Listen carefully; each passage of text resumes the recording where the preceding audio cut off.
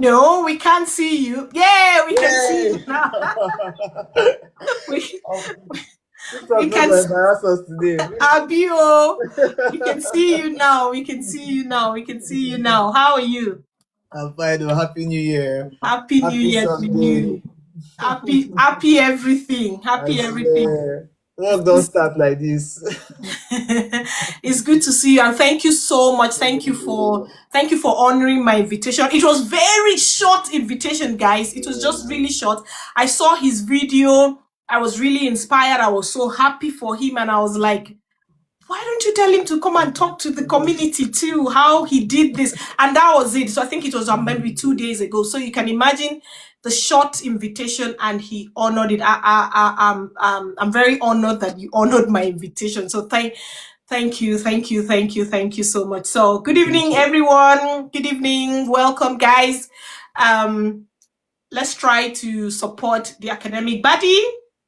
Let's tap. Let's share the live. It's going to be a very inspiring session. And please, your questions, put it in the chat box. Your questions, please. And we'll have an opportunity to bring people up to ask questions. But sometimes people don't have the patience. You want to put in your questions and all that. Put in your question. I will try to scroll. If I miss your question, please put it again. Because sometimes the messages just go pam, pam, pam, pam, pam. And before you know it, what happens? I miss some of the, and some people will be feeling bad that I'm not looking at all the questions. It's because of how fast the messages go. So, good evening, everyone. Once again, welcome to the Academic Live. And I've never really hosted people like this on my live. I think Dr. Tim is going to be like the first. It's an honor. Yes, that I'm hosting. I don't really host people on my live. It's something that I've thought about, to be honest. It's something I've really thought about. If you are new here, I know some people might be new. The live don't go 60, or Dr. Tim might be Dr. Tim is scheming. Imagine my life doesn't go. It does. Life we're gonna struggle. The struggle 20. Even like I'm gonna bring Dr. Tim to this live, because the way this thing is going. If you are new here, welcome and welcome. If today is your first time, because I believe some people this might be your first time. Some of you already know me, and I'm going to just introduce myself. My name is Ian Nkanta. I'm popularly known as Academic Buddy. Don't even stress yourself calling my name. Just call me Academic Buddy. If you call me Academic Buddy in my sleep, I'm gonna wake up. My daughter calls me Academic Buddy. Yes, that's how it is. She calls me Academic Buddy. So please call me Academic Buddy. Today we're going to have a real conversation with Dr. Tim. We're going to talk about his journey. We're going to have some real information, how he did it. So I tell you, today is going to be very motivational. Tonight we're going to learn some strategies, some clarity. So please, guys, if it's cold where you are, grab that cup of tea.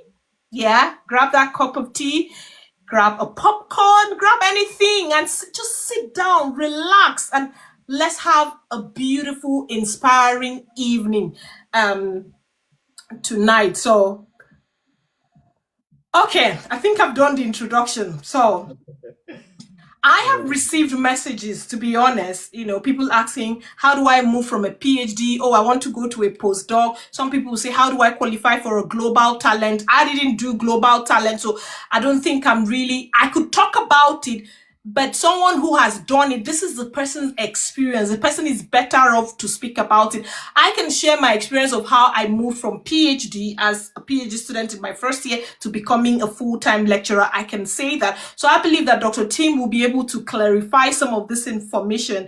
And is it really possible that you don't have to be that high academic, that high academic? Because that's what some people's belief is. Oh, it's going to be that high academic that will be able to. Dr. Tim is just starting off. Do you understand? He just finished his PhD not too long ago, and he went into postdoc, and today he's been endorsed. And you know that once you're endorsed, that is it. No village person At all. you cannot come.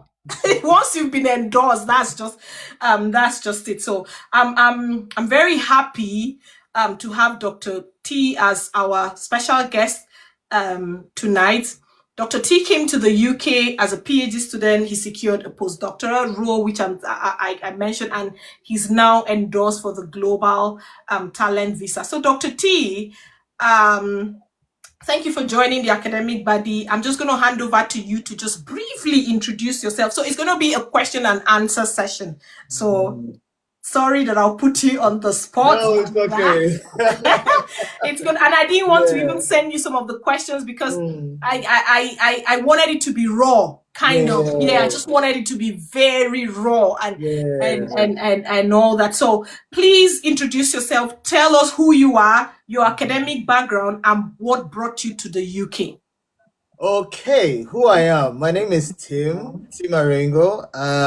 My academic background, essentially, I have a multidisciplinary background. I'm a pharmacist. I studied pharmacy in Nigeria, studied it for 5 years, and then I worked in community settings for a year, worked in a hospital for a year, and then, gathered some money and some experience and left the country to pursue a master's in, this might be important much later, but I went to Cyprus to pursue my master's, and essentially, it's not necessarily an attractive country, but I pursued a master's there in healthcare management, which was very different from my undergraduate.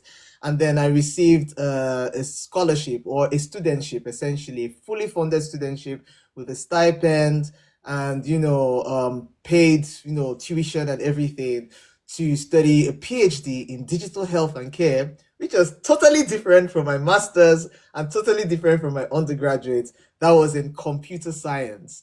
So that was in 2021 where I came to the UK to pursue a PhD, also with the mindset of, I've always wanted to be an academic if there's anything. So I knew that I was going to do a PhD. And I came here in 2021.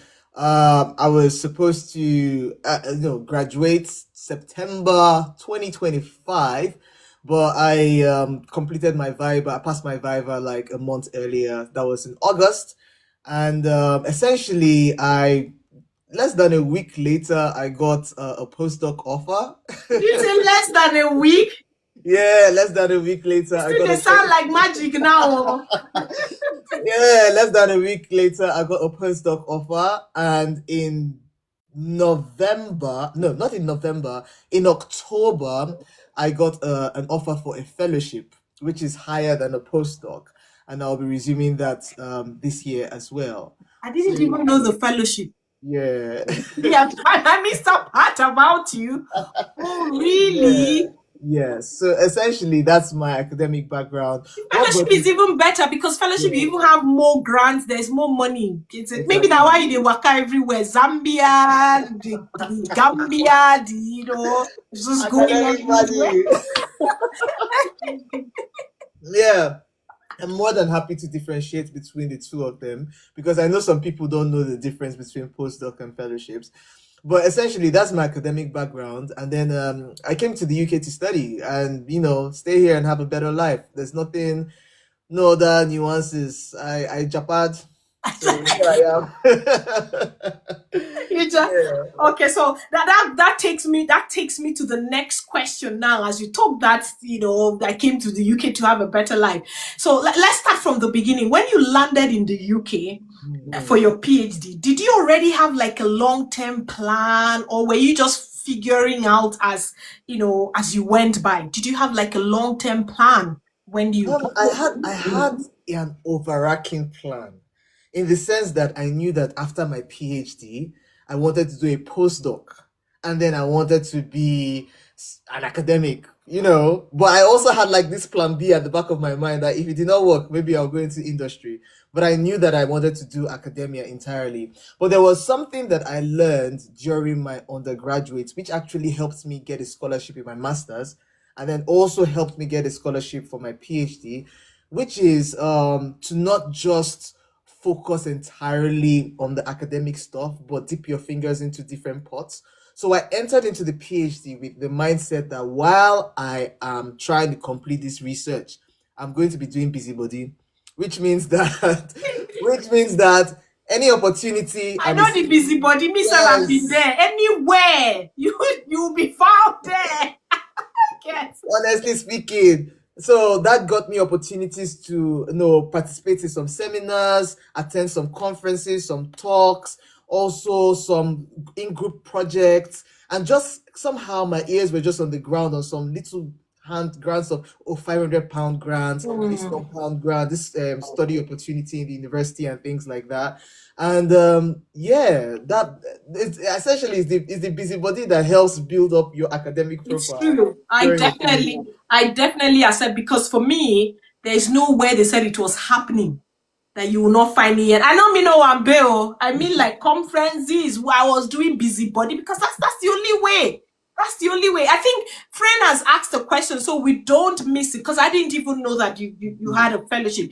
Can you Yeah. differentiate between a postdoc and a fellowship so we don't miss this in between? Yeah. All right. So a postdoc essentially is a job, right? So maybe the another a university in the university a professor has received grants to have a project. You understand? Or maybe even the NHS.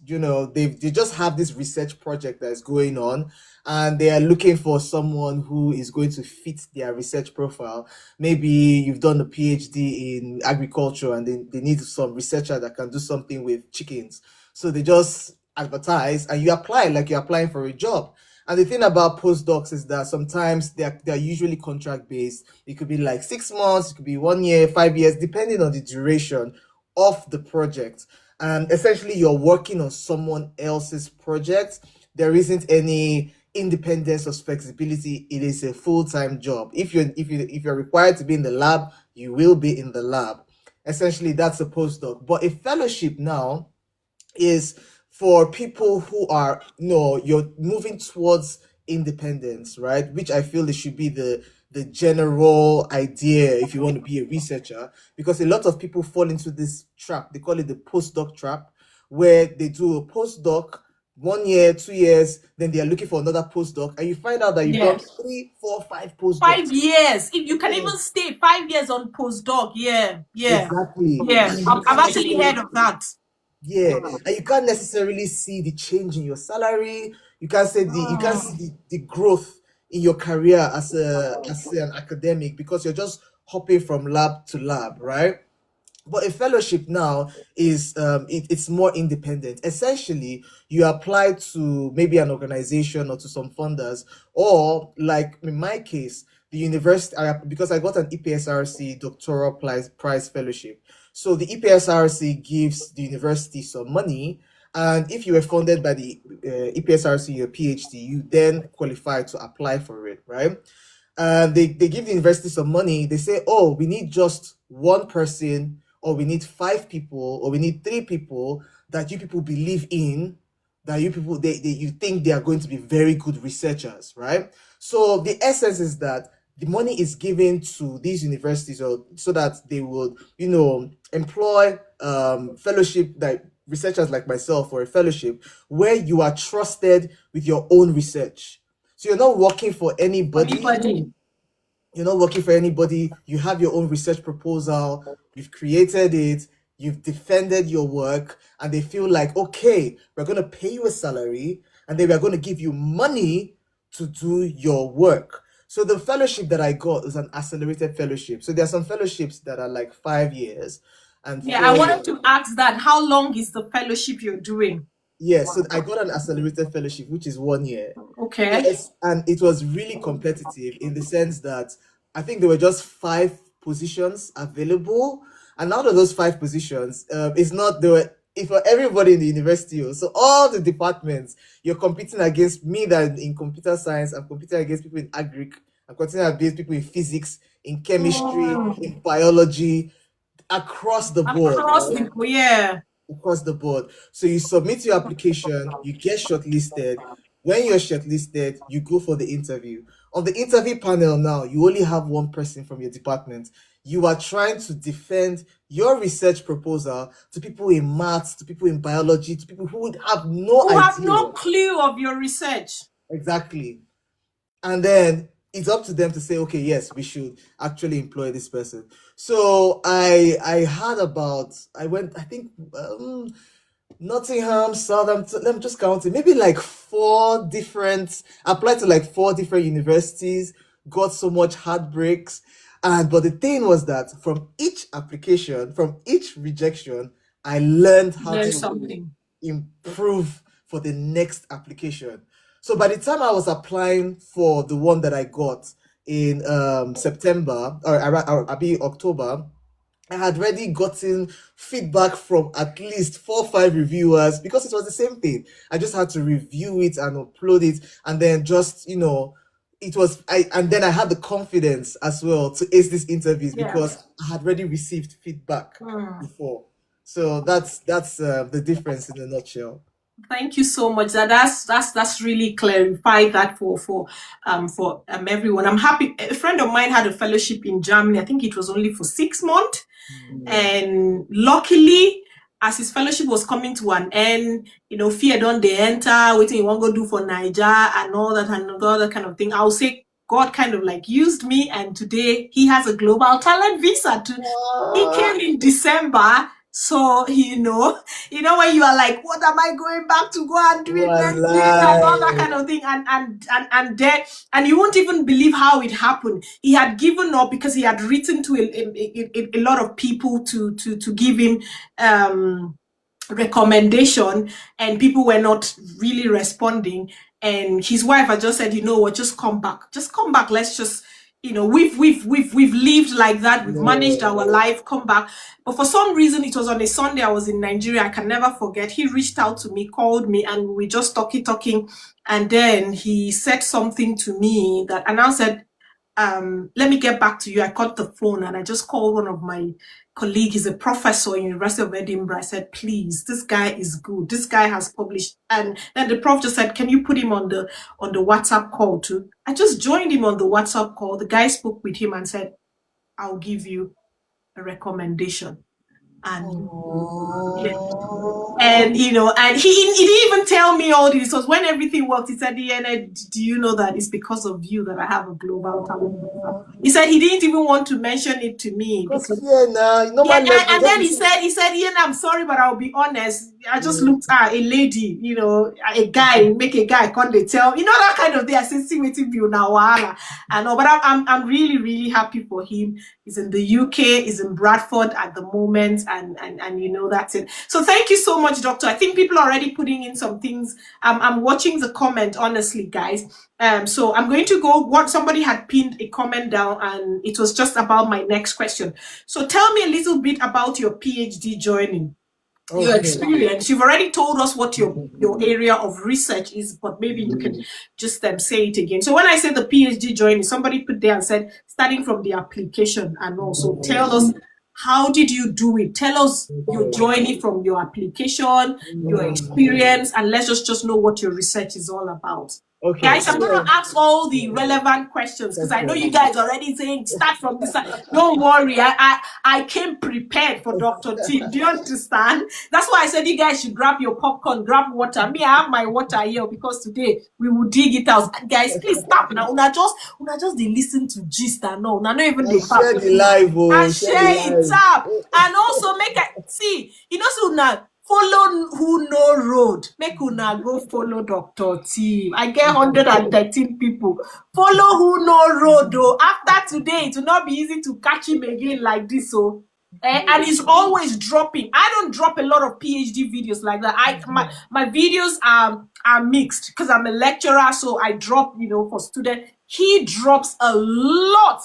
And I'm sure he's going to have a lot to drop now that he has a fellowship, he's endorsed for Global Talent. So follow him so you can always see the message. And he's such a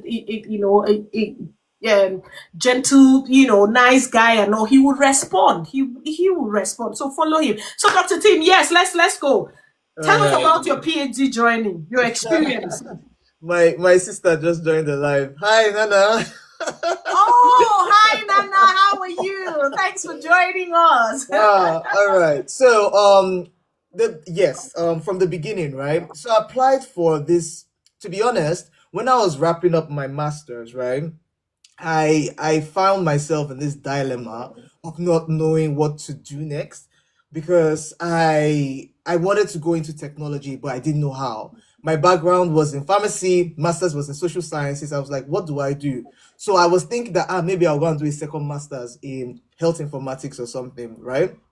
Until I found this opportunity on jobs.ac.uk, right? Jobs.ac.uk, they were advertising some studentships.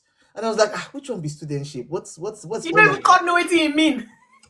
it was and the funny thing was that if I remember correctly, that particular advert here, they had not edited it. They wrote that it was open to only domestic students, like the funding, right? Mm. So honestly, now God, because I had already sent so many cold emails, to different lecturers in different parts, professors in different parts of the world, right? And I had some interviews like in Australia, New Zealand, and even in Canada. But I saw the studentship officer. I saw that I'm going to learn about technology for 1 year before I start research. I'm like, okay, let me just apply for it, right? The application was pretty straightforward, but one thing that I remember was they asked for like a personal statement.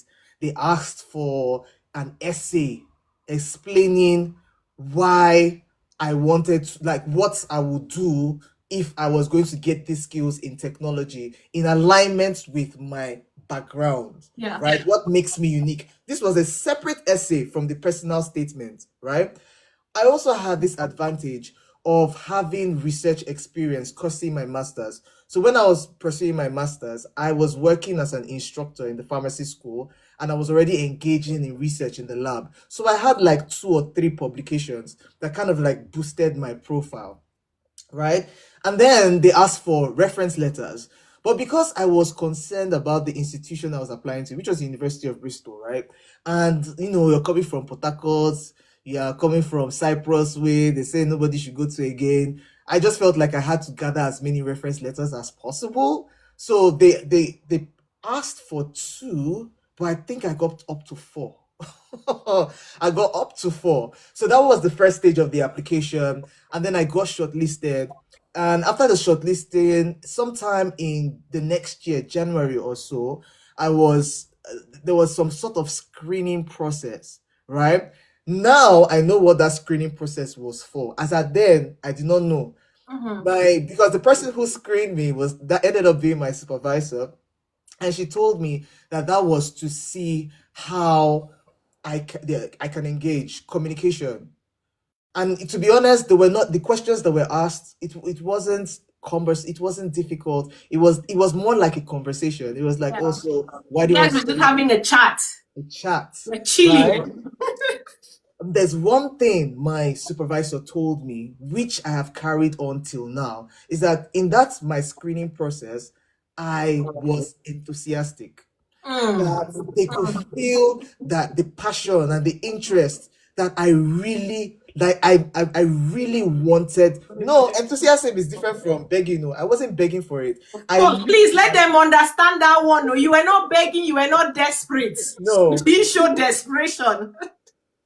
even though I was desperate, but I wasn't Yeah, but you showing didn't show it. desperate. You didn't Yes. show it. Yes.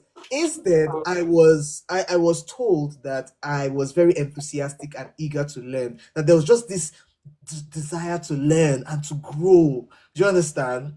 So I passed that stage, and then I went to the final stage, which was now the proper interview. I think it lasted almost 3-4 hours online. Right, there was an interview. There was another opportunity to give a presentation. There was another opportunity there was a group activity or something like that. And then there was an opportunity to meet existing cohorts, the pre-existing cohorts, right? And then they told us that at the end of all these things, they will not let us know if we qualified or not. So I don't remember the number of no, how many we were in that process, right? But we were more than they selected about 8 of us at the end of the day. But we were definitely almost twice that number going through that Of course, screening. it's very competitive for studentship. Honestly, and at the end of the day it was 8 of us. So this is an application that was this was a studentship that was advertised globally, and then they fine-tuned it and got 8 of us, of which I think we were only 2 international students, myself and one other student who is from the University of Berkeley. So you can just imagine the caliber of students that were selected were from prestigious institutions. And you were coming from Cyprus. And Port Harcourt. Yes. So I'm just like it's God. But the PhD process now is the first that it was structured into what we call a 1+3 system, where you spend 1 year having like bridging courses and the third year before you enter into the research, right? So that first year now, as I had a health background, they had to now start teaching me things like computer programming. So I learned to code, I learned to build apps, I learned like the interaction design, the UI UX stuff. I learned things on AI, and the learning curve. It was like, people take 3 4 years to learn to graduate with a computer science degree, and now they're throwing you into this whole domain. So what I did was that while I was waiting to resume in September, so I got this offer maybe like April. So I had like April to September. I did personal work on my own. I had like there are some YouTube tutorials on coding. You see, it's like 5 hours. I use like so I was doing a lot of courses on Coursera to understand design. I went on YouTube, 5 hours, 7 hours. How can I code using Python? So by the time I resumed, nothing was new for me. So now, even out of that eight, there was one person who actually dropped out because it was too much for Yeah, them. and you know the PhD in the UK is that it's different from the US, because once you get into a PhD, majority of universities in they drop you in an ocean without a life jacket. Just go and start. Yeah, but it's different in the because I think US you kind of go through some modules, some courses, they kind of start building, but it's very different from the UK. So I understand what you went through from a background that you didn't really know so much about. Yeah. Totally, honestly speaking. And it was also a very interesting period because the stipend that was provided was kind of like a hand to mouth situation. And having come from in when I was doing my masters, I was like pretty much comfortable and stuff. So having to stay in a shared apartment, figure things out. I didn't know a living soul in the UK. So I didn't know one person. Not one person did I know when I got here. So there Which was university, Dr. Tim? University of Bristol. University of University Bristol. of Bristol. And in the University of Bristol, no, I didn't know anybody. So essentially, there was the aspect of, trying to ensure that, my mental health was okay to in a way, but I was also learning, right? Now, the advantage of this university is that they always have, I think a lot of UK universities are like that. They always have internal opportunities, right? Where they're like some projects, they need a research assistant, they need this, they need that. So I kept on being nice in quotes. Let me not we hope they know they hear me to my to the organs in the department. You understand? Like Yeah. the faculty director, all those things. Sometimes I will send New Year message, Happy Easter, this kind of stuff. I will go to the office. Sir, I'm just It's very necessary. Let me just see something. Sorry to cut you, Dr. Tim. okay. One of my mentors said, one of the things you will do when you resume, send an email to your senior, like your dean. Just wish her a happy new year. All those things are politics, so Like now what are the busybody they talk about now? that if busybody be that. Honestly speaking, I would stay in the office because we all had our desks. They gave us laptops and stuff, and I will work till evening. Before, if I'm seeing the dean, I will go. The faculty director, I'll go. Good day, sir. Whatever. I was visible. So Yeah. the first job offer that I got in my first year was not something that was advertised. It was something that we I need, and that's how I got it. And then I got yeah. So that was how I now got experience in data annotation and some other things. I started to learn about sensing projects and some things in computer science essentially. And also I was now getting some money, in that Small money, it was started entering. it started to enter. Yeah. And then moving from that, I worked some people might be curious, I got opportunities to work as a research assistant. And then I would just be looking at those emails. Sometimes they send emails that, oh, if you're crossing over into your research year, are you interested in supporting teaching? I've always been interested in research, but I've also had like a slightly strong teaching profile. So I think I did shoot my shot. Okay, I want to like kind of like a teaching assistantship kind of thing, right? I did that, and so that I was actually like a teaching assistant for some courses up until the third year of my PhD before I decided to now, okay, you know what? Let me focus on my research and let me get experience outside academia. Um, because of the work that I was doing in trying to be visible, the opportunities I got outside academia, I was headhunted for them. Ooh, Because, yeah, wow. so it started with me being a faculty member for Digital Health Africa. So I was posting on LinkedIn a lot. I don't really have so much LinkedIn followers, but my posts were very niche, right? So I was talking about digital health and digital health. And as at 2022, 2021, this wasn't really much of a conversation, right? So there was an organization called Digital Health Africa. They just started and whatever. They wanted me to support their faculty. So I became a faculty member, and then I was posting a lot about what I was doing with them. And then a year later, another organization called Innovate Health Africa, the CEO reached out to me. I was like, That why the don't one you you? went to the Gambia? No, no, no, no, no. He was No, I walking still with didn't the get lions, guys. He was literally walking with lions in the People must say Gambia. that AI, oh, don't be AI. Not be AI is real. I think it's Ayanda that was telling me. I was thinking because when I saw it, remember I made a post. I said, "I beg, come back, or we want you alive." But I was thinking, is it AI? So Ayanda now told me, that thing is not AI, yo. It's That not they do it AI, back oh. then. The lions.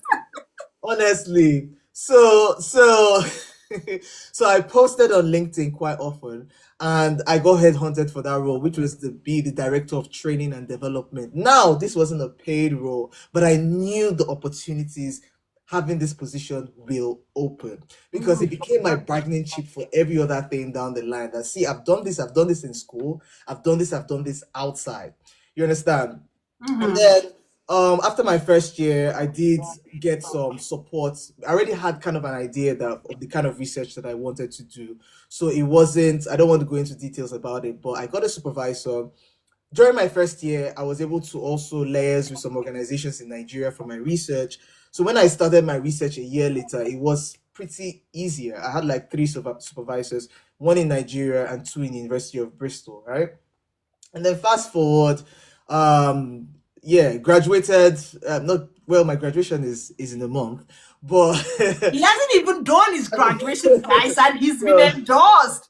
I He haven't has a graduated postdoc, he's now fellowship, he's being endorsed, and he hasn't even done his graduation. my Almost, if you life, never follow Dr. Tim, what are you waiting for? my Okay, life. Dr. Tim, let's move on. With all you Yeah. have said, what do you think most PhD students get wrong Mm, about preparing maybe for a postdoc or a life mm, after a PhD? What do you those are two different questions. What they get wrong in postdoc and what they get wrong. life Yeah, after PhD? life after Yes. PhD. I think the not planning early.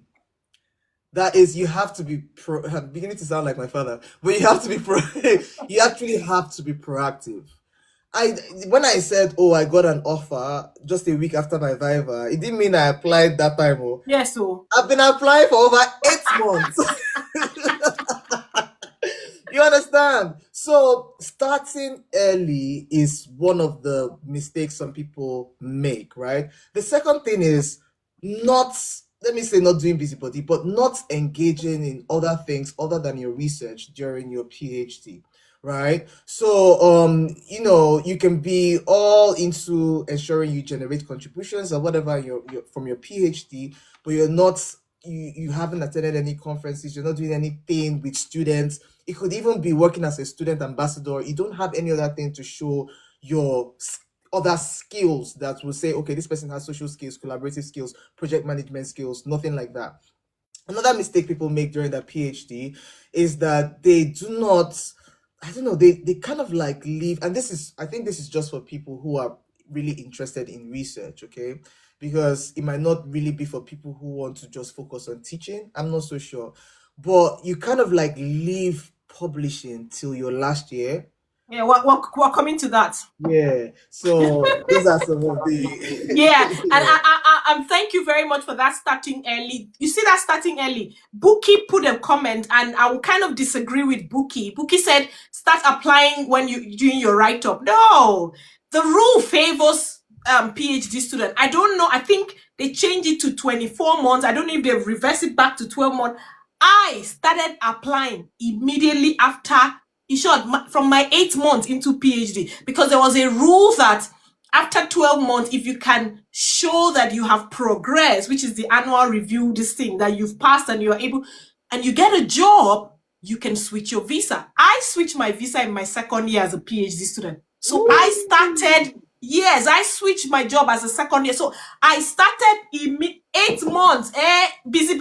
I know even said Dr. Tim do busybody reach me. I know, I know, no. Happy busybody. Do you understand? And now waiting carry me reach where I did. Even me, my graduation was just last year, and I've been teaching for 3 years in the university where I did. Do you understand? So you need to start. Don't wait up till your write-up stage, guys. Start throwing that application. Then the next thing that I think maybe you've talked about it, but I really want you to maybe really put it Yeah. out there. How early did you start positioning yourself for that postdoc role? Because how early? How I early? And what exactly did you do differently? how early did I start positioning myself? I would say from my third year. From my third year, because I spent a lot of time just trying to figure out what my research was and the direction and all of those kind of things in my second year. So my from my third year, I started looking at what these job applications look like in general. Hmm. Even without applying, I would go online and be okay, what are these people actually looking for and stuff like that. I ensure that I have some videos on that, but like trying to now translate my research findings into publications, because then I learned about how you have an extra advantage if you have publications or you have contributions in conferences that are high, notable ranking, right? So I was trying to do that. I said like I positioned myself from my third year. What I did differently, honestly speaking, like I said, I started applying like a year before I got an offer, right? Thank you, Bertie, for the heart me. Yeah, thank you. Yeah. Yeah, So Buki, I I do started. accept. Buki, I completely agree with you. It's very competitive. But the fact that it's even that competitive, that's when you should even start early. Just to Exactly. understand, Tim said something, is to understand the application process. Even if you not get the job, if you are shortlisted, you go for interview, you've learned something. The feedback you Exactly. have gotten. Do you understand? Go ahead, Dr. Tim. Exactly. Another thing that I did was timelines, right? Understanding the timelines of these things. So even when I was not ready to apply, I got a list of all the fellowships that I felt I would be qualified for, what their eligibility criteria was, so if they say, oh, submission is in November, I know that I need to start creating this application in July. But all of this information, I've had it already since January. And Hmm. just being aware of the timelines and how all of those kind of things worked. And by seeing what different fellowships and different job opportunities were asking for, I knew the kind of things I needed to put on my own profile, right? Or on my own CV. Is it invited talks? Is it conferences? Is it publications? Is it grants? Is it, sometimes we feel that you get grants after your PhD. It No, doesn't matter. I got grants doing my PhD. So it does not mean. But a lot of people actually feel like I used to think that as well, that is when I finish, I'll apply for grants, right? But little £500 here, Yes. £2,000 here, it just shows that you know how to prepare an application and ask for money, and they persuade people. I think persuasion is another thing, that they should give you some funds for a project. Yeah, it shows the fact that you can be trusted with money for a research. It's a whole lot, and it doesn't matter how little it is. Because that's something that do you know what it means to put in your application that you've won grants before? It's a big deal in academia. Yeah, It's a big exactly. deal. So and the next question that I want to ask was your postdoc offer as a result of networking, Hmm. publications, luck, strategy, or all of the above? How did it Woo. come? So my postdoc offer, it was my fellowship offer that was as a result of networking, like Okay. supported by networking. But the postdoc offer, I would say strategy and luck. Okay. Strategy and luck. Strategy in the sense that all these things I already discussed, I was very intentional about what I was searching for online, because when you are a multidisciplinary researcher, sometimes it's you do a PhD in agric, you're looking for jobs in agric, but you do a PhD in digital health, you like, okay, so what jobs am I applying for? Do you understand? So I had to be strategic with the specific things that I wanted to do, right? But the luck aspect of it was that what are the odds that I would find a project that was situated in almost exactly aligned with my own background, right? Digital health, digital diagnostics in African health systems, requiring someone with at least academic knowledge on health systems, health policy, and healthcare management, which is like my own master's background. And essentially, they need, because that job was advertised as a senior research fellowship job.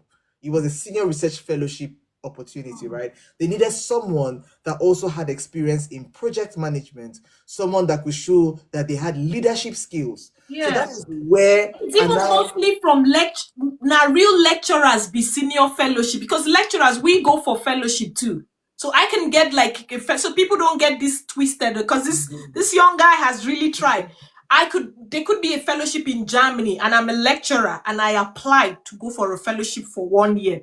So you can imagine the milestone if for a senior fellowship and someone who hasn't done his graduation here for PhD. I beg, let's give it up. Let's give it. I beg, where my clapping this thing, Joe? Because we need to clap. Where this clapping thing now? This clapping thing wants to mess me up.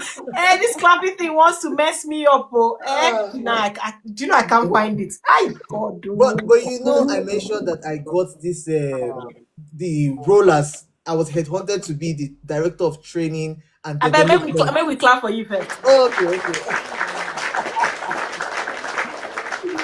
Thank God, though. So because I did that work as director of training and development for Innovate Health Africa, I built a lot of skills on project management. I worked on a lot of like other research methods that are not aligned with my PhD, and then we had things to prove. As per, you go online, you can check the website, you go see my face there, you go see the work where we don't do. You go on LinkedIn, you're seeing those things. So it wasn't so difficult to tell the panel that, see, this is my PhD, this is my experience, but To convince beyond. them. Exactly. Beyond academia, beyond what I'm doing in school right now, I've been doing this and this and this outside. And this is a tool that we developed. This is the work that I've done involving healthcare providers, specifically physicians and pharmacists anyway, in Nigeria, in Ghana. And these are the courses that I've taught. So, and everything is verifiable online. So it just made me kind of like attractive to the job. Now the only limitation was that they were like, we can't give you this job unless we sponsor your visa. So we will get to the visa conversations. But I had to take a gamble. Like I used to say, I played Russian roulette with my life, because after a PhD, you get qualified for a graduate route visa. Yeah. You have 3 years. You can stay here, figure yourself out. I was like, I don't have money to, I don't have money and time to waste, you know, doing that. But I knew that if I applied for a skilled worker visa, I cannot apply for a graduate route visa again. Like you're not qualified for it Yeah. again. And if you apply for a skilled worker visa, because this postdoc is 1 year now, and then my Yeah. fellowship, after if my skilled worker visa expire and I don't get anything, it means I'm going back home. You don't go back now. Port Harcourt, here I come. Port Harcourt, here I come. I swear.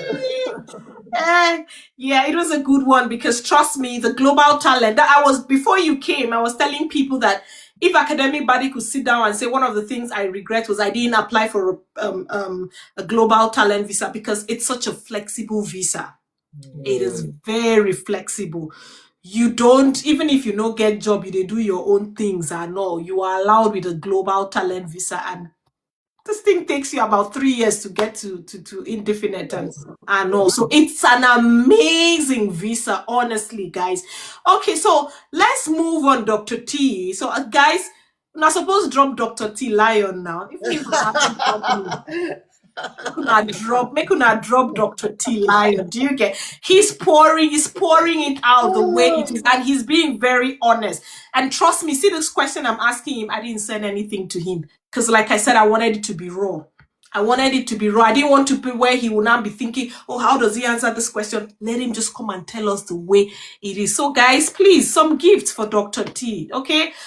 Even if you guys don't give me a gift today, it's fine by me, but ensure at least that you support Dr. T, and don't forget, follow him.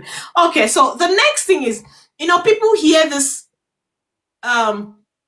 publish, I don't know this. What's always wrong with this TikTok? The way you guys tap, but they've started telling me that the life is not lifing. Now them sappy. So keep tapping and keep sharing. Okay, so people hear this publish or perish, and I can see some people putting, they teach us how to. What kind of publication actually mattered for visibility and your career progression? Because you're doing very well. I think I watched one of your videos where you talked about that you published, is it about 8 or 10 from your PhD? 8, see? How did you do it? Yeah, people are really interested in that. How did you do it? Okay, so disclaimer, right? This might differ by discipline. All right, differ by discipline. All right, so most of my publications were through conferences, and because my research was situated in human-computer interaction for health, in that particular domain, prestige is, within conferences, not necessarily journals. So if you're doing journals, the thing about journals is that it takes a very long time before reviewers accept. Like my own has been there since August. I checked, nothing. So yeah. So you find out you submitted something since like January, you don't hear back till like 9 months later, and they may reject it. So my strategy, most times they will reject it. So my strategy was to go through prestigious conferences, right? And I think this is also because of the kind of supervisors that I had, right? They kept me abreast with this kind of information, right? So essentially, before I started my actual research, like when I'm waiting for my ethical approval and all those kind of things, essentially they'll tell you, read, understand the background, do your literature review, just be reading and reading and reading. All those reading and trying to come up with an argument, I turned most of those things into a scoping review. Good one. Yes, so that is a contribution, right? A scoping review is not necessarily, I don't require ethics for that and all of that. So I had like 2 scoping reviews that came out. And then one thing was the strategy that I had was that from every milestone in my research, right, I tried to ensure that I had a research contribution coming out. And because I was targeting conferences, I had to work on time. They say, like the popular Kai conference. Abstract is coming out in your abstract deadline. Exactly. So let me use an example now, like the Kai conference, which is like the #1 conference in HCI. I think it's around November or whatever. September is the final day to submit. Deadline. But the abstract is around like maybe July or something, like few months before, which also makes me know how I am working on my research, at least the things that I can control, because I'm looking at, whatever I'm doing, at least let me submit my abstract by this deadline so that by this time the research paper is out, right? That was how I was targeting conferences. Now, by targeting conferences, I was also looking for travel grants because I need money to travel. Of course. So you can see by getting travel grants, I'm also like increasing my my prestige as an academic because I received funding to attend two conferences, all sponsored, hotel, flights, everything, one in Hawaii and one in South Africa. You don't go Hawaii.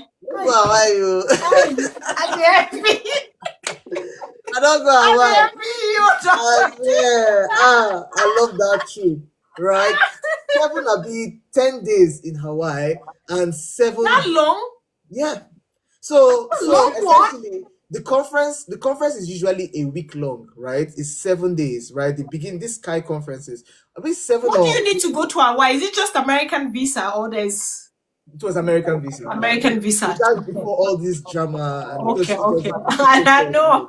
Yes. So in these conferences, yeah, the main conference Gongon is like 3 days, but they will spend one day for poster presentations, another day for Yeah, conferences. Then there was a doctoral consortium. I yeah. did 2 doctoral consortiums, which was also an opportunity to meet other PhD students in other parts of the world and get mentorship from professors in other parts of the world, right? So they do all those things maybe 3 days before the actual conference that is 3 days, and then usually I just add a couple of more days so that maybe make I okay, I just see waiting Hawaii look like now. You yeah. get And these people, they're not looking at the when you're departing or you're arriving, right? They look, you've gotten this conference, we've given you the money.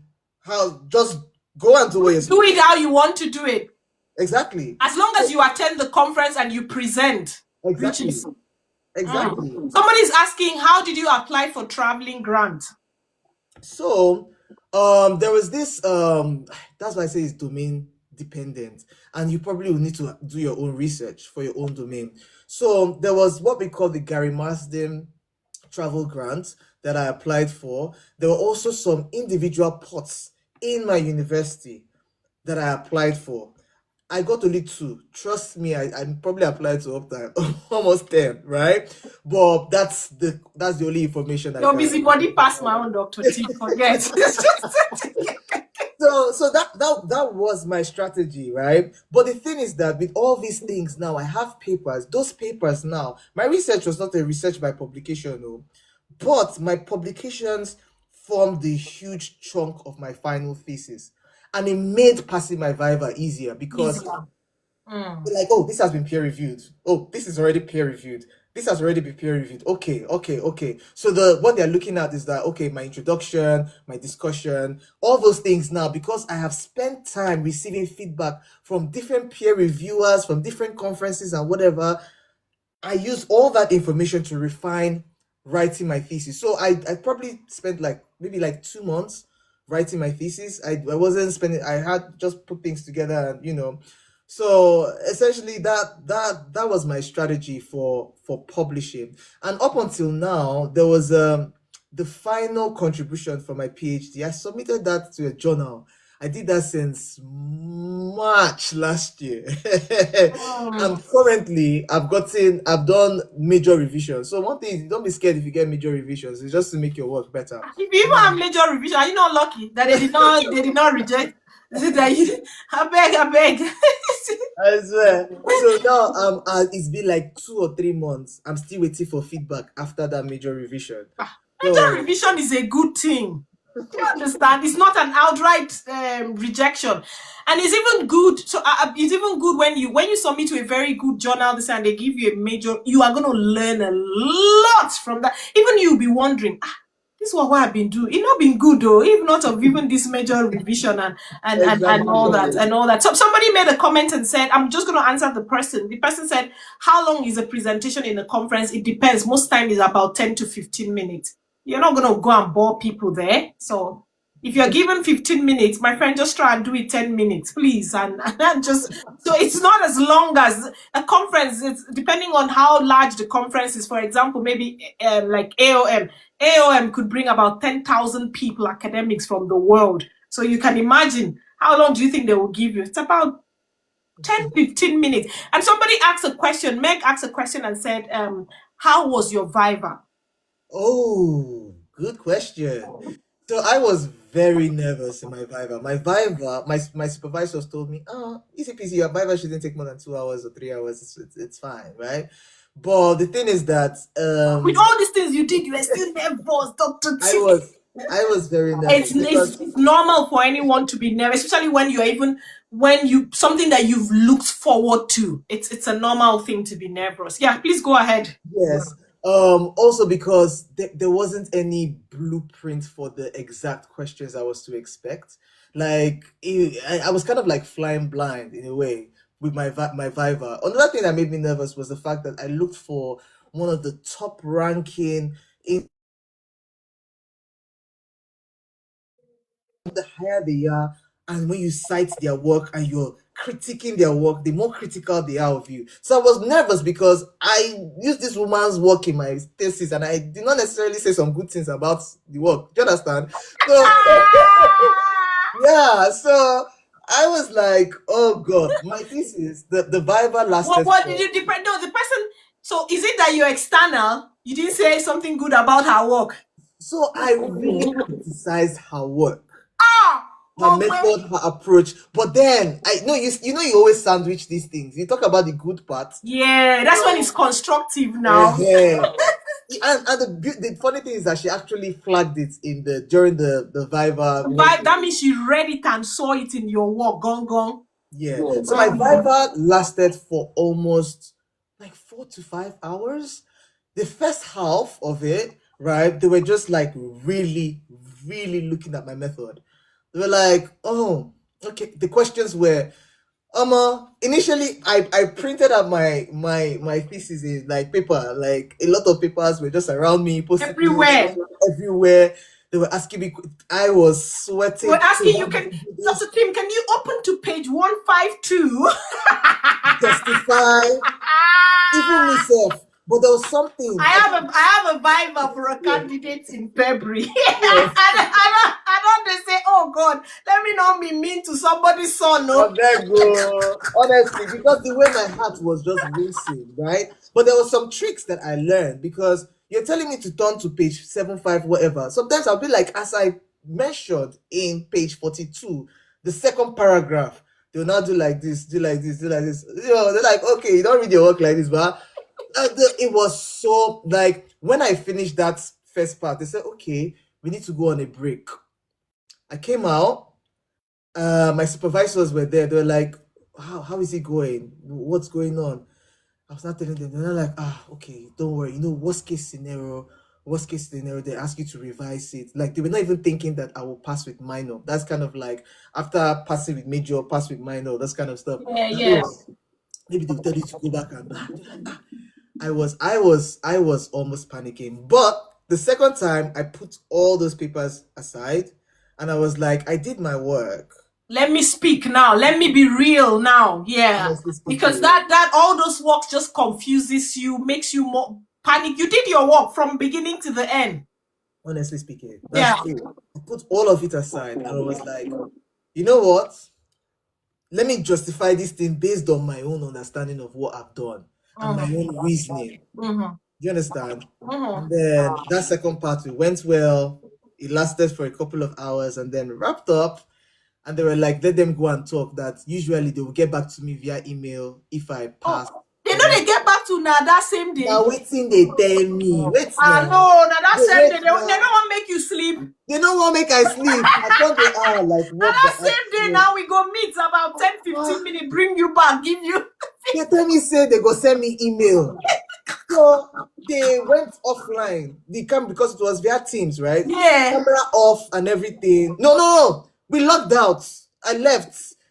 I can't meet my supervisor. Can't tell my supervisor say they send me via email. They can't send me another email. Can't tell me say make Yeah, I my join this link. invite.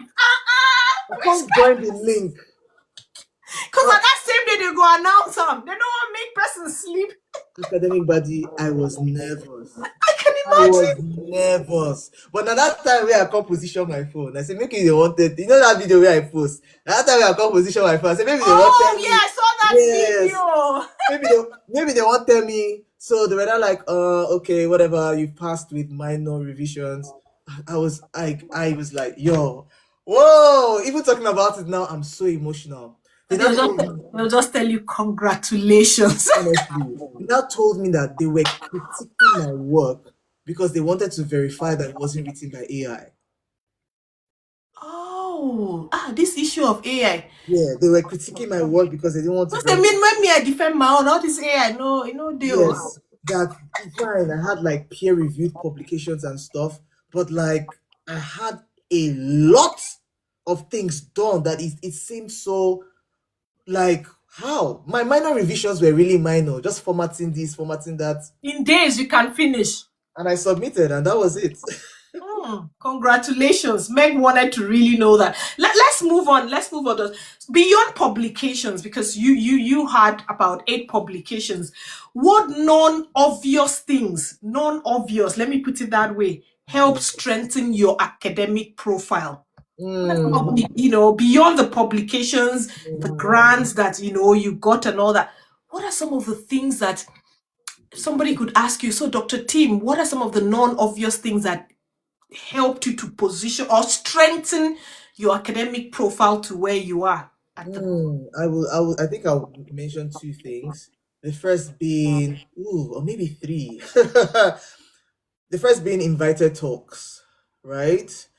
And they could be very small. So because of the domain I was doing my work in, right, there are other labs in different universities, Nottingham, in Greenwich, in Bath, whatever. I took it upon myself to reach out to other academics in other institutions. Maybe you're a reviewer, exchange for authorship, those kind of stuff. But by doing and building my networking, I got invited. Oh, come and share your research in our lab. And in some universities, like the University of Nottingham, for example, I asked, can I come and talk about my work in your lab? So that is an invited talk. It's on my CV. But at the same time, by going there, now I'm not an old face in that university. I'm University of Bristol. Oh. I've carried my two left legs and entered Nottingham. I've now met. I say you waka, you're busy body. I say you pass my own, no worry. I don't Because meet me, I mean, people. they waka for West Midlands. You waka everywhere, I beg. I don't meet people. Meeting people like that, building that relationship, I know I'm not going to worry about reference letter in the future. I Mm. know that when I'm applying for a job in university, I've seen me before. And I'm also using that opportunity. Visibility. Yes, I'm Mm. also using that opportunity to meet other PhD students, some of which as I still, talk with and liaise with to an extent right now. So that's one thing. Another thing is any opportunity to supervise students. And this is for like I think maybe from your third year of PhD, right? I got the opportunity to co-supervise like masters and undergrad students as well, and that's something that I was told. I mean, I put it on my CV that I have supervision experience. It shows that beyond being able to handle my research, I can also formally guide somebody in their own work. So I did that as well, and by doing that, authorship now when you're a student publish, you can't add your name for that one. So that one saves still there. And then the last thing is opportunities to engage with students via teaching, maybe as a teaching assistant or a research assistant. Anything that gives you the opportunity to support students in person to show that I am familiar with how academic institutions work beyond research. I have Mhm. supported students in this particular course. I aided students in this particular thing. And so I got little experience in a few of that during my PhD. I think it also helps boost my academic profile. There's something you've said about mentoring students. You see that is really, really key in an academic journey, because when you're trying to demonstrate, if you're writing maybe an app, even when you even become even like a lecturer, I remember when I was applying for a promotion, and one of the things that I needed to demonstrate is support to PhD students. I didn't do it formally, but even the informal one, I stated it in my application. And it went a long way. So you being able to state that while you're pursuing your PhD in your third year, you had mentored PhD, upcoming PhD students that were just starting up. It's an excellent one. Let's move forward, Dr. T. How important was mentorship? How did you find the right people to guide you? This is a very, very good question. I think my first experience or first take into mentorship goes back to my undergrad. So I got this professor who a visiting lecturer actually at the in Uniport. There was a professor in the US who looked or seemed like everything that I wanted to be, right? And by just talking with him and being in contact, first I had to do well in his course, right? He was part of the people that was telling me about the importance of mentorship, and he instilled that in me, honestly. So I've always moved with that mindset. My supervisor, the third supervisor that I had in my research right now, was my undergrad lecturer. Because I had maintained that, yes, he taught me in undergrad. Because I had, and he taught me in my third year. But because I Back had, in University of Port Harcourt. yes, so that was like 2000 and what? 2013, 2014. You Mm. understand? So, but because I had maintained that relationship, and by maintaining once in a while, emails, things like Yeah. that, you know, The I world was able to, busybody and yes. Well, during my PhD, right, mentorship was actually kind of tricky because I was journeying into something that I did not necessarily know who fit the exact profile. Like my research was like, I want to do things on culturally sensitive care, building culturally sensitive digital health technologies, and I took a spin on what Afrocentric design means and things like that, right? How do I do this within the context of chronic conditions? I had different lecturers that were doing different subsets of different things, right? So just kind of like piggybacking on the previous thing that I said, when I took myself to Nottingham and took myself to Greenwich and things like that, by doing those things, I got to meet lecturers who kind of like did little things in my whole subsect, right? So once in a while, like I'm working on a paper, I send an email, what do you think about this? I send an email that, and then also my supervisors also had, oh, my supervisors were very lovely. It's very important to have good supervisors. So my supervisors would also suggest people that they wanted me to meet. Like, oh, why don't you meet this person? Why don't you talk to this person? So sometimes I will come to London, right? I'll come to London, I'll book a meeting. They say, oh, sir, can I come and see you?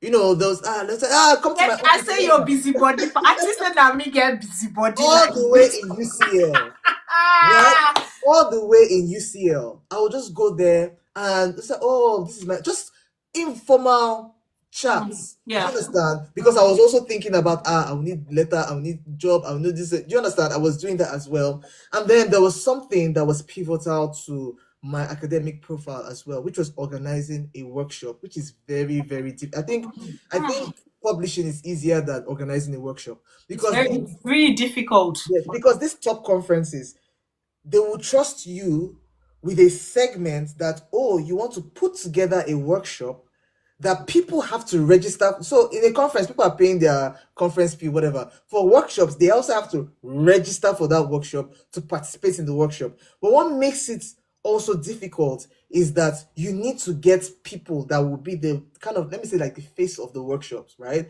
Like, oh, who are my core I don't want to say panelists, but that there are people that will be grounded in the workshop, right, to help and support you. Now, for instance, the CSCW conference that I did that for, they will not accept your workshop unless you have at least 2 prestigious people on it. Right. So I had to now start doing cold emailing.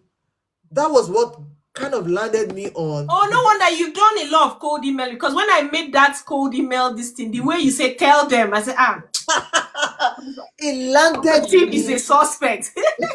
It landed me on the director of Microsoft Research Africa's table. Today, she is my mentor. She didn't know me from Adam. Wow. I didn't know her from anywhere. It was an email with the idea of my workshop. And she said, yes, I want to be a part of it.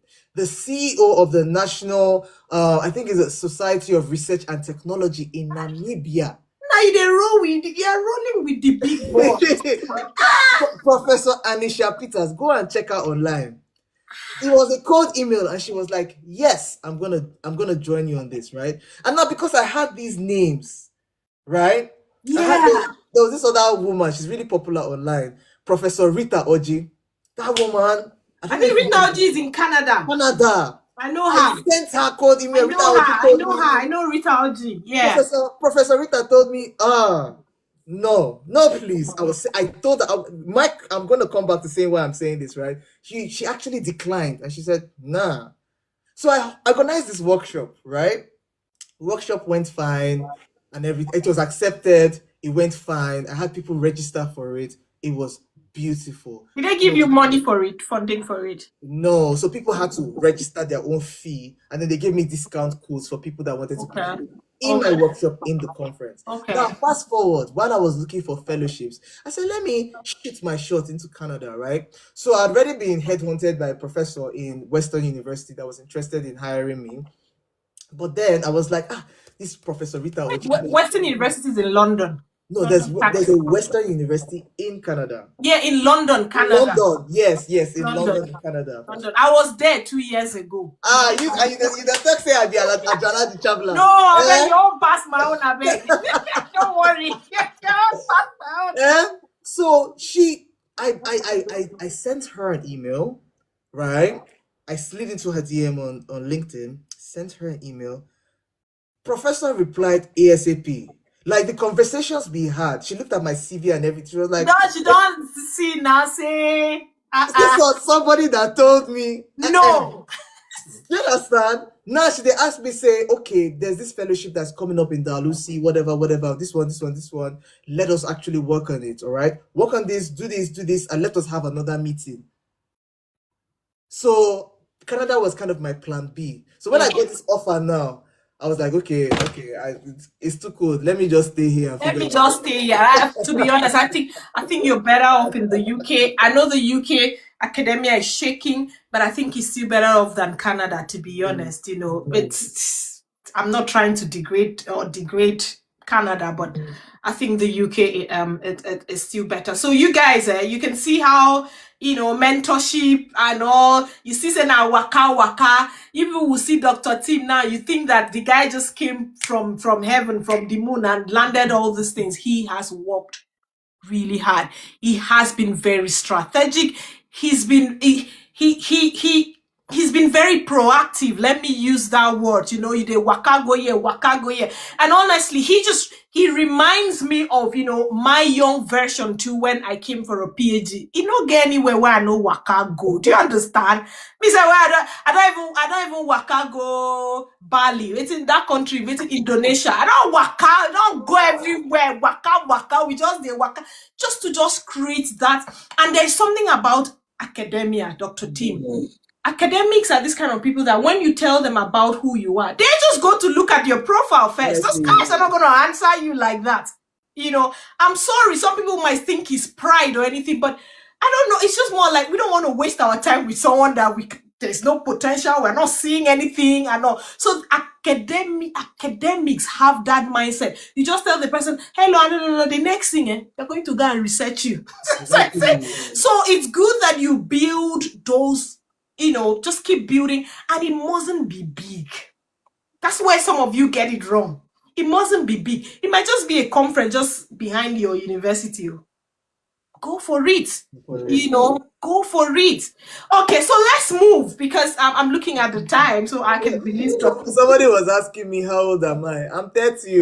Wait, you can't concern you with person age now. Now age we they talk now. What is your own with age here? Anyway, if not be me, you will come ask that question because I not go answer you. I could be cheek. I not go even answer you that question. Because you with person age now. Okay, so let's move now to the bang, the global talent visa now. Guys, what's the academic body? Is he single? What? Stella, have you arrived in the UK yet? Stella, have you arrived in the UK yet? You know what you waiting your mama and your papa send you for? You're asking somebody. Leave somebody's son first too. Somebody's son. Okay. When did global talent enter the radar? When did you think of global talent? Was it at your early PhD or much later? What? I know you've spoken about a bit about it, but when did it strike that global talent should be what I should go for? When did it come to the radar? Let me be very honest and real here. When I heard about global talent visa, maybe like 2021 or 20 when I came here, honestly speaking. But I heard about it that for people that are in tech, and maybe if you're doing research, you have to be a professor. I did not see myself Exactly. as somebody who could get a global talent visa. Then when I applied for the Royal Society Career Development Fellowship last 2 years ago, that I got shortlisted, but I sure did not progress with the application. The reason that it was attractive to me was that they said, if you get this fellowship, they will give you global talent endorsement. So that is just what I knew about it. So when I was doing all this skilled worker, bruhaha, and I'm like, yo, oh God, how many years, how many, there were some friends of mine. This is why it's good to have good friends, right? Who were like, somebody sent me some TikTok videos. It was like, have you thought about global talent visa? I was like, no, we are, and then they started sending me videos. And three of my friends, this was just last year, right? They sent me videos that were like, Tim, I think you're going to be, qualified for the A global good talent. candidate for this. Mm. So it wasn't that but because I'd been prepared already. Yeah. Yeah. Yeah. So Yeah. Yeah. So, because the next thing I wanted to ask, but you've just said it, because I wrote down the question here. I said, many people think global talent is for Odogu academics, but we've just talked about it. Would you say to PhD students who feel it is not for them, it is for you? You've heard what Dr. Tim has said. Some people will ask, do you really need to publish? Having a publication really, really is good, but what is important, I want to stress it here, what is important with a global talent if you are using the academia, because it has different routes. He used the academia route, is that you must show research output. Research output is not only publications. That you go for conference, that you win grants, that you organize workshops that he did, and all those are all research output. Yes, publication really gives your application a stronger, and it's becoming more competitive because most people are now going through the global talent. So try as much as possible as he did. Publish when you are a PhD student, try and publish, even if it's one publication you can bring out. Waka waka like us too, waka waka like us. That's the truth. Don't just go. The thing is, Dr. T, when people come to study, oh, thank you so much. When people come to study like that, they come and just fix their eyes on the PhD alone. I'm not saying, that's your primary aim why you came to study. But you cannot, after then, you just collect the certificate. You see that 3 years that they give for post-study? Before you know them, don't finish. you don't finish, Larry still never get. Don't think, person give me heart. Una try you. Make una drop lion for Dr. Tim, Joe. So thank you so much. I really appreciate that. Before you know it, don't think that, when I'm done, I still have 3 years. Start planning. Start planning. Do the waka waka. When you hear say they happen here, go put your head in, because that is what is really going to position you. So let me ask another question. Who is your endorsing body? Who endorsed you? What specific evidence do you think made your endorsement strong? Made my endorsement strong. Okay. So I was endorsed by the Royal Society. Essentially because you check online, they have different courses that they would endorse, and for me, my background in HCI just fits more with the Royal Society, right?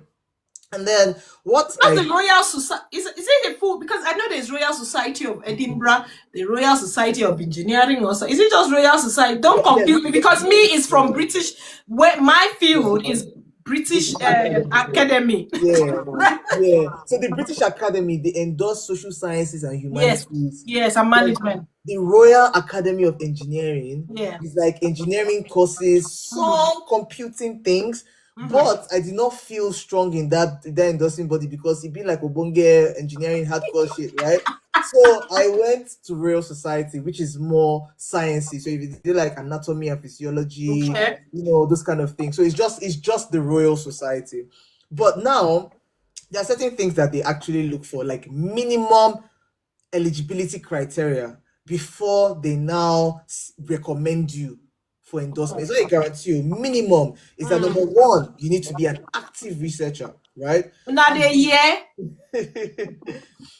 So you need to be an active researcher. And being an active researcher means, okay, you have recent publications. Now you have recent publications, or maybe you have a job. Shall just show that you are still in the business of research, right? Number two, you need to have a PhD. But if you don't have a PhD, it doesn't mean you cannot apply. All right. If you don't have a PhD, you need to have equivalent research experience. So, have you done research in the industry, or have you done research in the clinical aspect? In the clinical aspect, those are the two things they'll be looking out for. Your research experience during your PhD does not count. So it's either you have your PhD or you have equivalent research experience. And that's for people who are asking, oh, masters, what, maybe that is for you, right? So that's like minimum eligibility criteria. And then they'll ask you to submit some documents like the application form, your what do you call it? Your reference letter, which is from your eminent person, right? And you will not have problem with all this your waka waka. Then school will go give you. But then the reference letter even He has to be from someone in the UK. yes, from the UK, and then it even still gets standard where it's supposed to Yeah, he gets standard because he get person where I know say then bounce and say the person is not an eminent scholar. You don't see then they need to another minimum require another thing is that you need to submit your what do you call it, your own CV, and any other supporting documents. So for me, I had grant documents that I submitted, evidence of me speaking at conferences. Now the Royal Society will say, do not send your, that don't go and attach your publications. They don't want to see all of that, right? So if you've gone to conferences or you have something that is verifiable online that you can put and attach, just the link or something. Do they accept link so you can just click to the link? Exactly. So I submitted like certificates of, because I'm a member of several organizations like the IEEE and ACM. So those two organizations, I put my certificate of participation there, the grants that I've gotten, studentship that I've got, just to show that my profile is rich. I also put screenshots or pictures of me speaking at conferences. Oh, you did all that? Yeah, that's part of the busybody. It's better you do busybody. Yeah, it's better to say sorry than to say I beg or to ask for permission. Do you understand? Yeah. So those are the things that I appended to my application as well. But maybe when we go to other things, there are other parts of the application that I feel that, like in the personal statement. Yeah, I wanted to ask that because the next question I wanted to ask was that if you had to summarize your endorsement in one sentence, but it mustn't be in one sentence. Thank you for the gift for Dr. T. What was the core story you told? Ooh, the core story that I told is that I want. God. The core story that I told is that I want to focus on. I want to carve a niche for myself as that academic that is designing digital health interventions for BAME populations. So that's Black.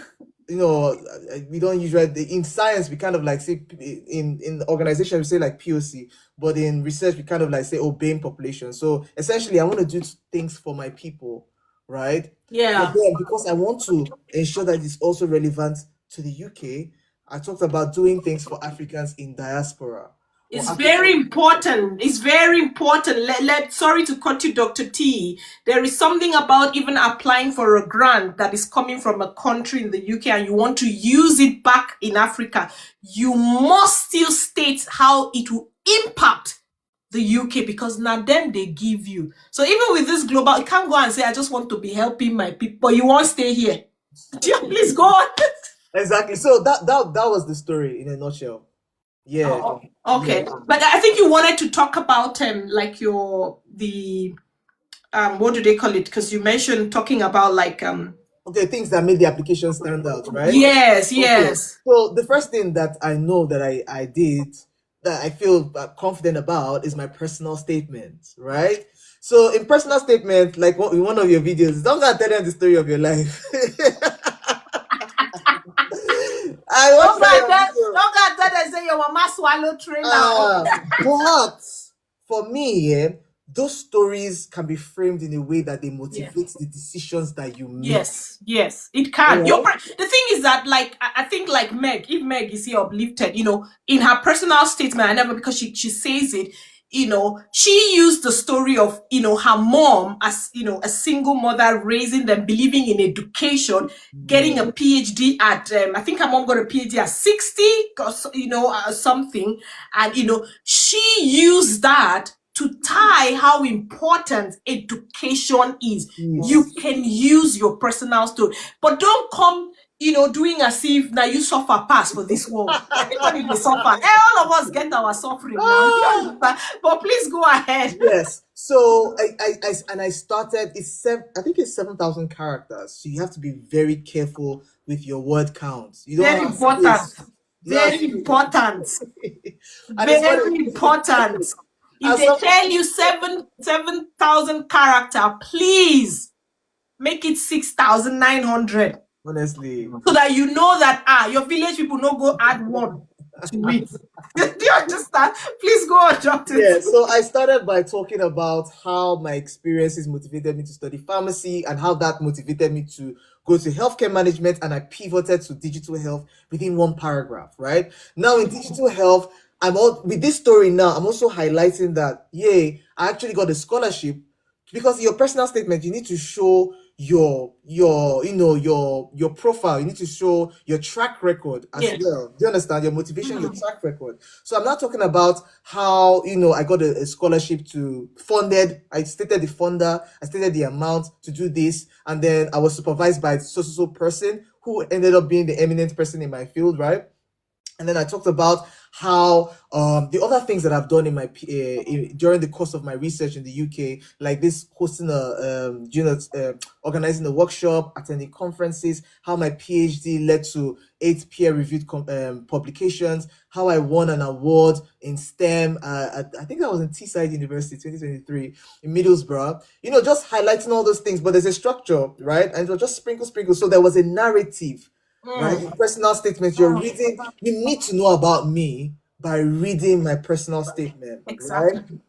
You're knowing about me. You're knowing my track record. You're knowing the things that have motivated me up until now. Where you are at the moment. So now that I've reached that, I've passed my Viva, whatever, in this particular domain. What next? That is when I now said, yes, so the contributions that I'm going to be making in the UK, they want to know what contributions you make now, what contributions you make in the next 5 years. Like, courtesy my postdoc, right? These are the expected contributions by virtue of my working in this particular role. Beyond research papers, I'll be able to do this, I'll do this, and then after that, I have gotten a fellowship, which I'm going to be resuming in February, God willing. And with this fellowship, I hope to really have contributions as well as artifacts, and then still tie it down that in as much as my contributions will be addressing so in Africa and African populations, it's going to be relevant to the UK in this particular sense. It's very important though. Yeah. It is the reason why I am saying this part is because I applied for a grant before. I didn't get the grant. Reason was I did not talk about how relevant it will be in Scotland. So I was just talking about it being relevant in Africa.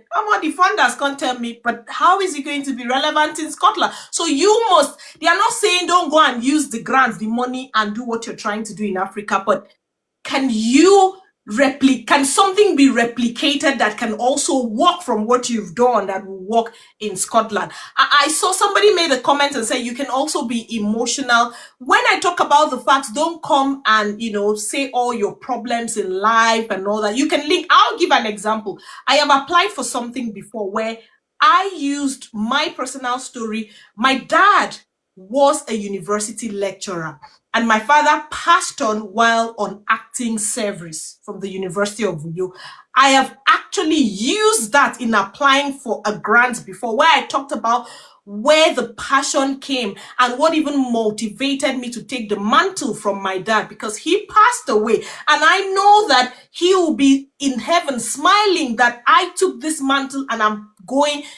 My dad passed when he was young. I was barely 14 or something. I've used it. Do you get? But when you're using that, you're not using it to make them emotional, to pity you, to say, oh, this one, the papa been by you. Or no, you're only using it to make how enthusiastic you are about the passion, why you are so passionate about academia, why you're so passionate about research. It's been something you've watched your father. I mean, my father was a zoologist. So I even talked about the fact that growing up, seeing how my father was so passionate about research that we had all kinds of animals in the house. And I've used it. But what I'm trying to say is that some of you would go and write how your mama swallow spade, swallow trailers, how we take concern with you they do. Do you understand? So please, don't get it twisted, guys. I start saying please. I've received exactly, please. No. Don't use please with these people. Once these people see that you have what it takes, that's what matters. Do you understand? So thank you so much. So let's now go to some challenges and reality check. What was the hardest part of this whole journey? The global talent visa or everything? PhD or everything. But yeah, what was your most challenging journey? Actually, because now the way you are talking now everybody thinks it doesn't happen to. Yeah, but I'm sure you had your own. Having a good social life stroke strong mental health, that was the most challenging part of it. I think also because trying to be a high achiever and all those things, some things kind of like suffer. The pressure was you're putting too much pressure on yourself. So I mean I had a few good habits, like going to the gym, trying to eat healthy, and stuff like that. But I also kind of like had some bad habits that ended up being like coping mechanisms for the stress. You understand? So people just start drinking coffee so much. I know of somebody, not share online. I've seen the gist before. Someone who started drinking a lot of alcohol, ethanol and stuff like that. But yeah, I kind of fell into one thing that to cope, essentially. And yeah, for people that are curious, I'm free. I am free. PhD is over. Yeah, I'm okay. My mental health is okay right now. It's okay now. I don't. Is there any PhD student that their mental health hasn't been challenged a bit? It was a lot. I don't want to use a statistic, but I'll say majority of people, your mental health has been challenged. Yeah, it was really bad, and struggling to sleep, insomnia, things like that. But also, and that's mental health. The other aspect is the aspect of social life. So I'm in Bristol, and there's not like a lot of First of all, I'm doing all these academic things, and then I can count the number of people that are my color or from where I come from, at least at the University of Bristol, right? And then, so I was kind of like isolated. So I kind of made friends outside Bristol, mostly in London, some in Manchester. And, it kind of helps me, but I think it was a pretty lonely journey for me. Right? It's a lonely journey. It was a lonely journey for me. So there were nights of just wishing I had someone around. There were nights of crying. There were nights of making wrong choices because I don't want to be by myself. This kind of stuff. Yeah. I like the way you've been so real on this live today, guys. I'm surprised that the lion hasn't yet. Were there moments where you felt stuck, tired, unsure? How did you push through? Yeah, there were many moments of feeling stuck. You just open your laptop and you're just looking.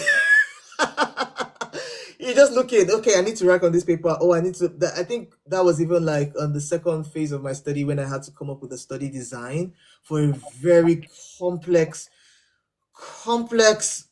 series of workshops that I wanted to organize, spanning over 3-4 months, using different strange methods that I had to justify because there wasn't much research on it. I was trying to make a methodological contribution in the name of doing something new. So yes, there were, and then I was stuck a lot. I was, and then I'll have routine meetings with my supervisors, and they'll ask me questions, and I'll be like, I'm blank. I don't know what to say, right? How did I how did I overcome this? I guess time. There were, and there are just sometimes where your creative juices just start to flow. So sometimes I would just close my computer and not work for like a week or 2 weeks and just do other things. I go to London and have fun by myself, go and Mm. attend a party or something. Just, oh, I'm online. Or, oh, I fell into my coping mechanism. I'm sure not just looking at anything academia. And then I come back with a fresh new set of eyes. And I'm like, oh, you've been looking at me all along. This kind of stuff. So yes, there were moments like that when I was stuck. There was also um, my first heartbreak moment when I was working towards getting a Kai paper. So I don't even have a proper Kai paper. I have an alt Kai paper, which is very technical, but that's by the way. But my first Kai paper, I worked on it so much. I worked on it with all of my heart. It was my supervisor's help review. I joined my fellow white people to be doing their thing. That paper was supposed to be the star of my work, and I got rejected. So yeah, that was my first rejection, and You it don't hurt. you don't build strong mind now. And why it also hurt a little bit more. Not that I was comparing myself, but and this is a trap a lot of PhD students may fall in. Try not to compare yourself with everybody's I journey. don't tell them more. I don't tell them more. Everybody's journey Exactly. is different. Everybody's journey is different. It's because there were some colleagues of mine that I was like, "Yo, this is your research. Like to me, this isn't giving, right?" But like they got accepted. They all went as a I group. get it. I get it. You are like, how did this person get accepted and I didn't get accepted? Yeah, yeah. Mm, mm, I know that feeling. Looking back, what would you do differently if you were to start your PhD today? They asked me that question during my Viva. I'm gonna be funny. When the external asked me, I told the external, me, do PhD again. Forget it. We don't do this one, we don't do this one. But honestly, Dr. Tim, looking back, do you think there's anything you would have done differently? What would I have done differently? Oof, oof. Mm, this is really tricky. I need a minute with this. Take I your need, time. yeah. The reason why I need a minute is because I'm someone who mind maps much of what I do. So all the decisions that I made, apart from the ones I had no control over, were very intentional. So I feel like if I go back, I probably would do the same The things same again. thing again. But then life and chance happen differently. But I Yeah. think I may also fall into that category of not even wanting to do a PhD and going back to my undergrad because I wanted to be a medical doctor. I wanted to be a surgeon. Oh. Oh. I wanted to be a surgeon. That was my dream. Oh. Yeah, to be Oh. cutting up bodies. I loved anatomy. I loved all of that. That was what I really, really, really wanted to do. So if I wanted to go back, I would go back to the beginning and start all over again as a medical doctor. The medical doctor. Who knows? Tomorrow, Dr. Chi could say, I'm studying medicine now, academic body. There you go. That was a wait first. Make I find money first. Where you find money, I beg. I beg. Okay, so now it's going to be advice to my people. So we're rounding up. So if you have a question for Dr. Tim, please put it because I'm rounding up my own question time. If you had to give 3 practical steps to PhD students who want to start this year Mhm. to position themselves for the postdoc, to position themselves for fellowship and global talent, what would they be? 3. Three practical Strike it. tips. 3. Three tips. The first tip that I would give is network. The answers you're looking for are not necessarily online sometimes. The positions are not always online sometimes. The job offers sometimes are not online. They can be there for decoration, just to fulfill all righteousness. Yeah, network. That's the first thing, the first advice that I would give. The second practical tip that I would give is to find a way to ensure that every, this might be a little bit of a challenge, but every contribution you make in your PhD, no matter how small, make it count. Even if it means turning it into a review paper, maybe you don't even get the opportunity to submit to a journal, or you're not going to a university where they can pay article publication fees for you. You can put it as preprints. Preprints are like free. You can just, they're sometimes they're peer reviewed, or you could target some, lower ranking journals, but just try to ensure that, something from your PhD don't, turns into something, right? And the last practical tip that I'll give, I think this is just reinforcing much of what we've talked about, is starting early, right? Starting early. You need to, before you start taking that deep dive into applying for anything, try to understand the landscape of stuff. If you're in the UK, most of these things are online, right? Just go to the UKRI website, it asking for what grants are, what are the type of grants, they're all there. Do your research to understand the landscape of these things, right? And it kind of like works hand in hand with networking, because by understanding the landscape of these things, you probably will meet one or two people who have done these things before and who can give you necessary advice to support your journey. Thank you so much. There is something that a lot of PhD students, it's very common in academia, and that is imposter syndrome. It's really, really common. For those struggling with imposter syndrome, Dr. Tim, what helped you to silence that noise? I think if you don't have imposter syndrome, you're doing something wrong. You are doing something wrong. For me, imposter syndrome validates the fact that you are pushing boundaries, that you are stepping out of your comfort zone, right? So for me, how did I navigate having imposter? I think I even still have imposter syndrome till now, honestly speaking. But I always just remind myself that if I was called to speak in this place, if have received this job, if my paper was accepted, then there's something good about it, right? It just shows that no, I'm getting validated by the things that I feel. I know it sounds like love your job and job your love, but I'm getting validated by the things that seemingly are trying to invalidate me, right? Hmm.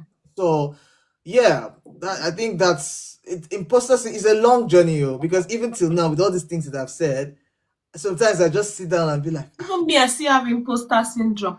Hmm. Till it's now, like this. it just shows that you're doing something right. That's how I see it, honestly Hmm. speaking. Hmm. Because you will not feel imposter syndrome if you were not in places that you believe that you could never You be. could have ever been. Hmm. Hmm. Hmm. Hmm.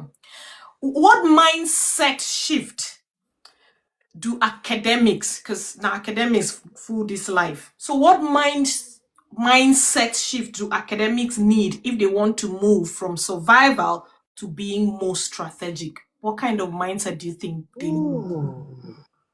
Ooh, ooh. Move from survival to being strategic. This is a very interesting question. Yeah, because a lot of some PhD students are survival, then they just they survival, I make I just finish this PhD step. This PhD step yeah, don't tire me. I But think it's because first of all, the motivation for doing a PhD is wrong, right? I don't want to say wrong. Everybody has their reasons, but if you're entering a PhD because you're trying to buy time, you yeah, just finish your masters, you don't know what to do with your life, and want to do a PhD. the visa is running out. Exactly. Yeah, I would not. This is just my opinion. It's not a fact, but I feel like if you're not interested in academia or research, you have no reason pursuing a PhD, right? Go into the industry and work and get all those experience that you want, and probably even get at some point you might get another kind of degree to reinforce what you've done, right? So the motivation for me at the beginning, I feel like people fall into that struggle mindset because number one, they're not prepared, they don't know what they're walking into, and yeah, so yeah, I think restructuring your mind that okay, even if I have found myself into this PhD now, and I know say I dey use and buy time, okay. First of all, I tell myself that number one, it's not a do or die affair. Mhm. Number two, my journey is my journey. It's not another person's journey. So, however my work takes into shape, I'm responsible for it, right? Number three is also um I think just surrounding yourself with the right people, and by right people, it could be like your supervisors, it could be like your supervisors. It could be like leveraging the mental health and well-being team in your university. It could be like working with people in your lab that think like you. You know, they say iron sharpened iron. If you're always around people who are saying, ah, this page is hard, oh, this is hard, oh, that, you somehow, have that mindset over time. And it's yeah, it's a very tricky answer question for me because I'm somebody that doesn't like excuses. So I'm like, "Ah, come on, do whatever you're doing." And Yeah, that's the reason why you are where you are. You don't like excuses. You just once you know that something is doable, you go for it. yeah. That's the truth. That's why it's here. I remember one of the when I got my job and I needed a reference letter from my one of the things he said, yeah, you don't make excuses. You don't make excuses. He said that I was like, I was really see there's a scripture that I have held on to since when I was young, and it's always been, man, thou art inexcusable. I've grown up with that. I don't believe in excuses. And that's why it might be hard for some people to work with me because you might be thinking I'm too mean. No, it's because you don't really know me. It's because I don't deal. I'm like, if this thing is possible, why can't you do it? Why are you coming up with so many excuses? This morning I was talking with a friend of mine. Her name is actually Friend, and we talked about the fact that unfortunately our people are not serious. Somebody sends you a DM, and I don't look at DM, and I'm there. I looked at your own, picked it up, and I'm trying to work with you, and you don't get back to me, or you're getting back with so many excuses. I'm like, I can't work with you. I'm sorry. And that makes people to now think that I'm a very mean person. No, I'm not.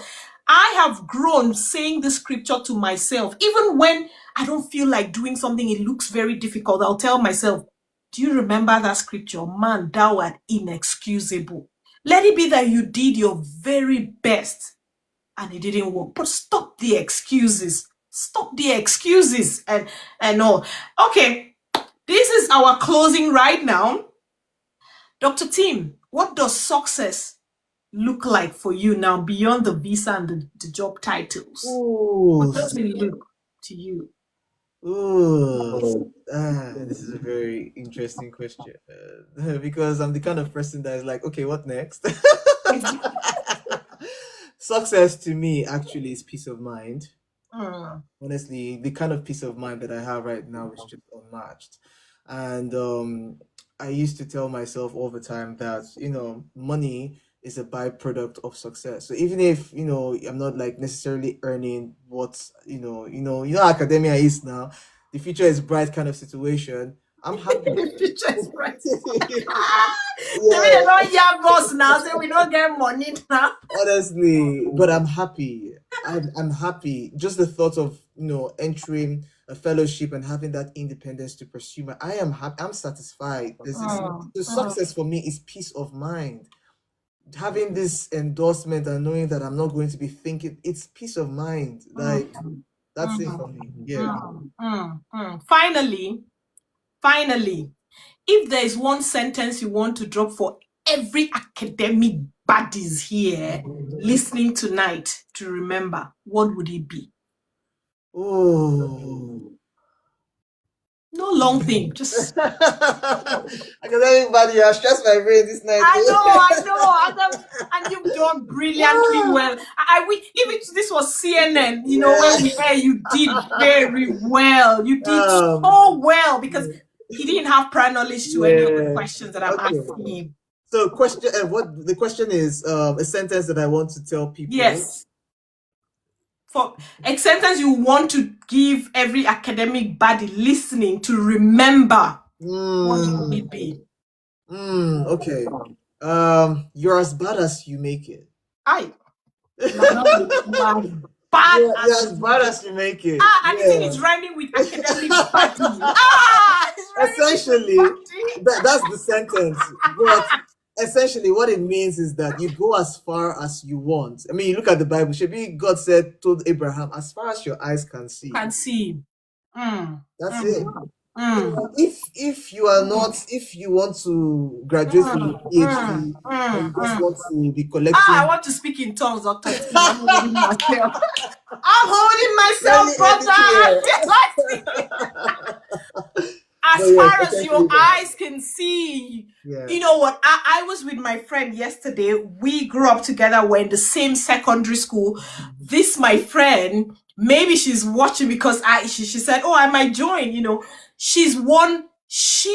You know that time when you're in secondary school where say people they sabi book. You know, she knew math. She was doing further math. She went ahead to do maths in Suka, read pure maths and all that. And no, we're just gisting. Say, go, you supposed to be like prof now. You know, we're just gisting. And I told her, and I said, you see me, me no sabi book like that for classroom. But you see audacity, You get me, out. I get audacity.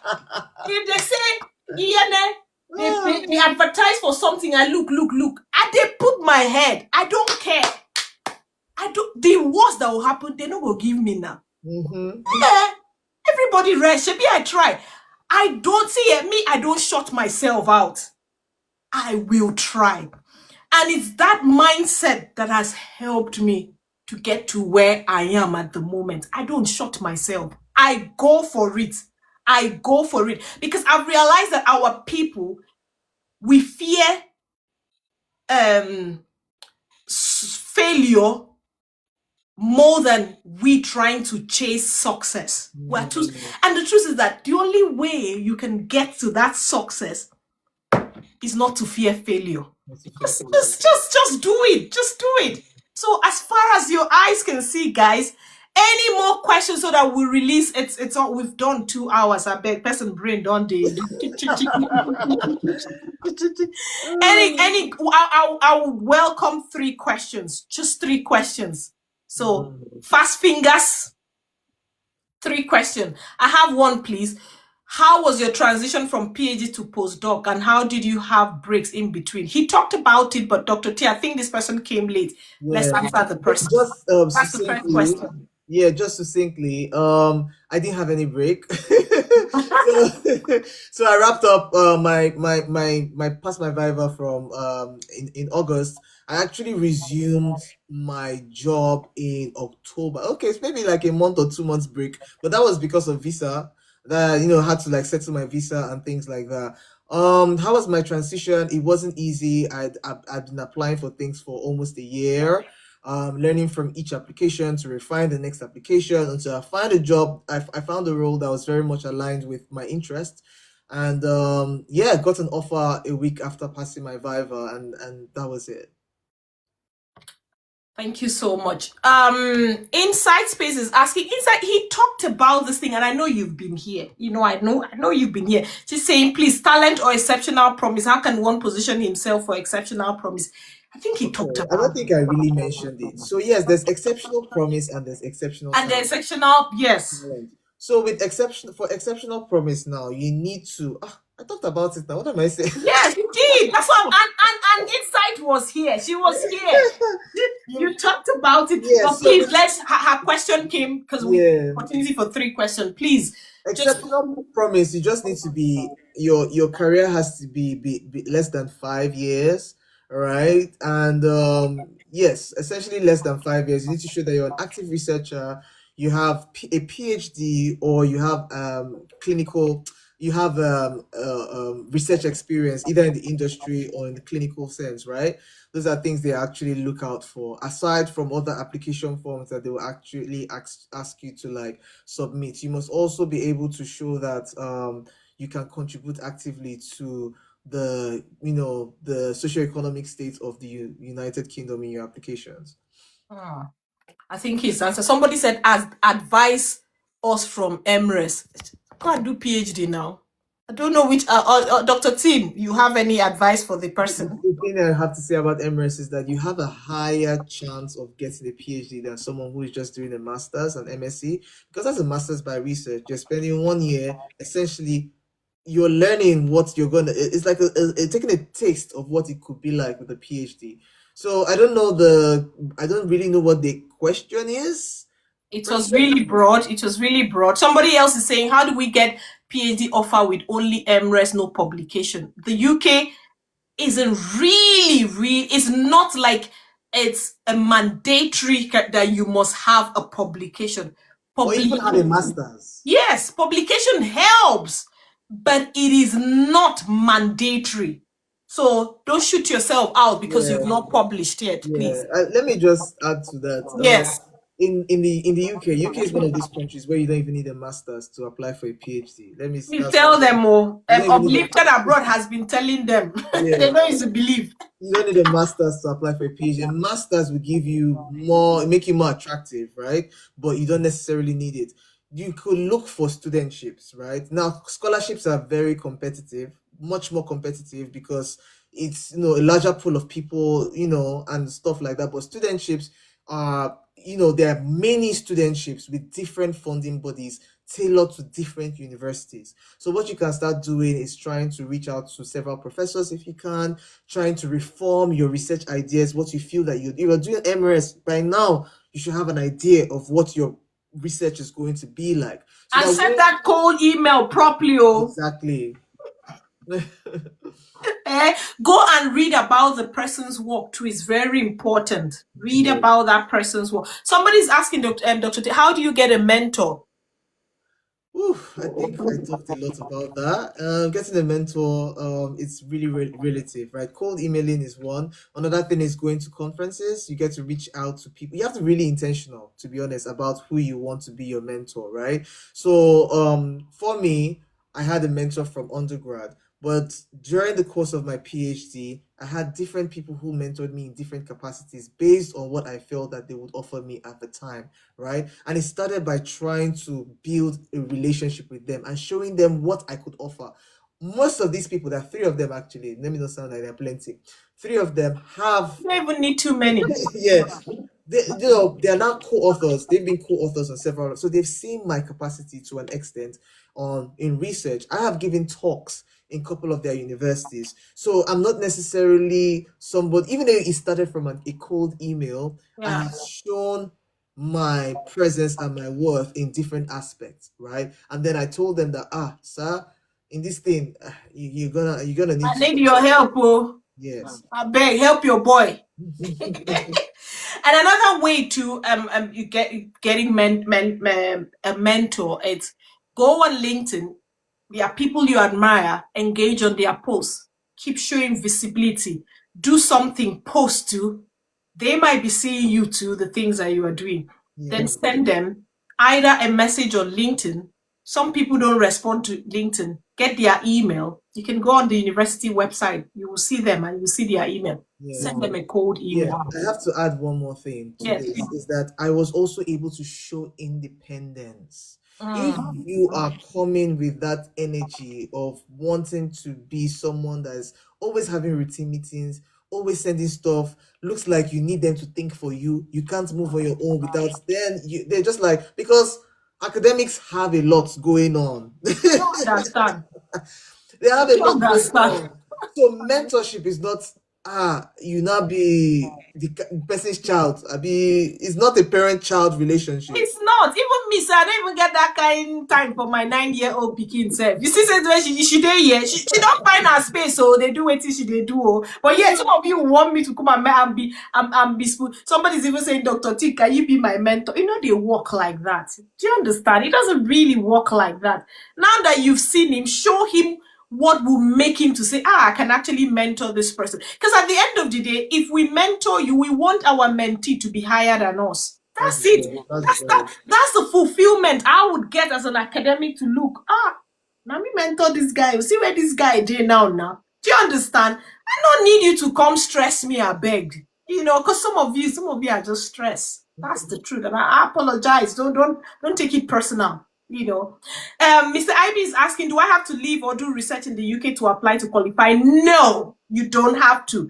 I've just talked about a gentleman who was a lecturer in Nigeria that I know. I've not even met him. You know what he said? He sent me, Dr. IB, I'll answer this question. This guy sent me Happy New Year this year and said, Iene, one of my goals for this year is to meet you in person. I've not met him. It's on LinkedIn. Everything just happened. Link got this thing for him. Recommendation letter. is here in the UK now. He sent me a message to say, one of my goals this year is to meet you in person. So you don't need to. This guy was back in Nigeria as a lecturer. He got a fellowship in Germany for 6 months, and he actually lost his job in Nigeria. So when he came for the fellowship, he was going to go back without a job, and he tried the global talent visa. He got it, and December he landed. So you don't need to. He doesn't have any UK experience, but that guy has published. That guy has published in top, the highest management and business journal, which is 4-star. He has published 2, and he has published numerous. So his academic pedigree no day here, but he doesn't have any UK experience. He got it. So I hope I've answered your question. We see. I told you people. I said only 2. Last week they do. You got any question where we feel answer before we go? Dr. Tim, are you practicing pharmacy or a lecturer? This person came late too. To practice as a pharmacist, I would have had to do OSPAP. And for me, I don't think doing OSPAP and a PhD at the same time is feasible. So I chose to do a PhD instead of doing that. No, I'm not practicing pharmacy. No, not at all. And I'm not a lecturer either. I'm on a pure research stream. It's not research boy MB. But I'm sure he will soon enter the. Yeah, when he's looking, he'll be like, "Say, I will soon start today." He will soon enter the real this thing. Someone said I finished my master's in Rwanda with QECS. I don't know what that is in Rwanda. Scholarships in 2023, but since then fell stop finding a PhD. Go on the job.ac.uk. It's a good platform if it is the UK that you are looking at. Dr. Tim, okay, I think we've done that one. Dr. Tim, you know this thing. He knows it now. Why I bring him? It is that doesn't bring anybody come my platform. Does PI have funding in the UK? What's PI? Principal investigator. Yes. So, but what's the question? I'm trying to understand the person's question. Does every PI have funding? Every PI. When you say every PI that we get, I've been principal investigator. That we get the funding in the UK. It mustn't be the UK now. It mustn't be the UK that you get your funding. Mustn't be the UK. I don't know if I've answered your question for the person that asked. Some people equate mentors to motivate. Skill, leave me away. We never talk finish. You go to motivate person. They never find you. They motivate. Even myself, I need motivation, right? Even myself, I need motivation as I'm here. I've been locked into the interview since it began, irrespective of my low attention span. No, you don't have low attention. Don't worry. Talk more about preprint of one's work. Yeah, that's for you, Dr. Tim. That's a long story. There are different. I think it's domain specific, right? It's really if you're into the computer science domain, check out arrx.com,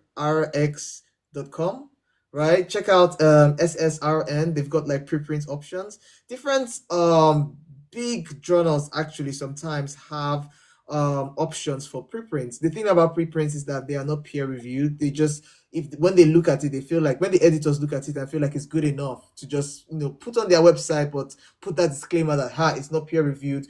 They will do that for you, right? Now the advantage of preprints is that it shows people that okay, you're doing research. It also to some journals when they see that you have a preprint that is doing well metric wise, right? It increases the chances of acceptance of your paper.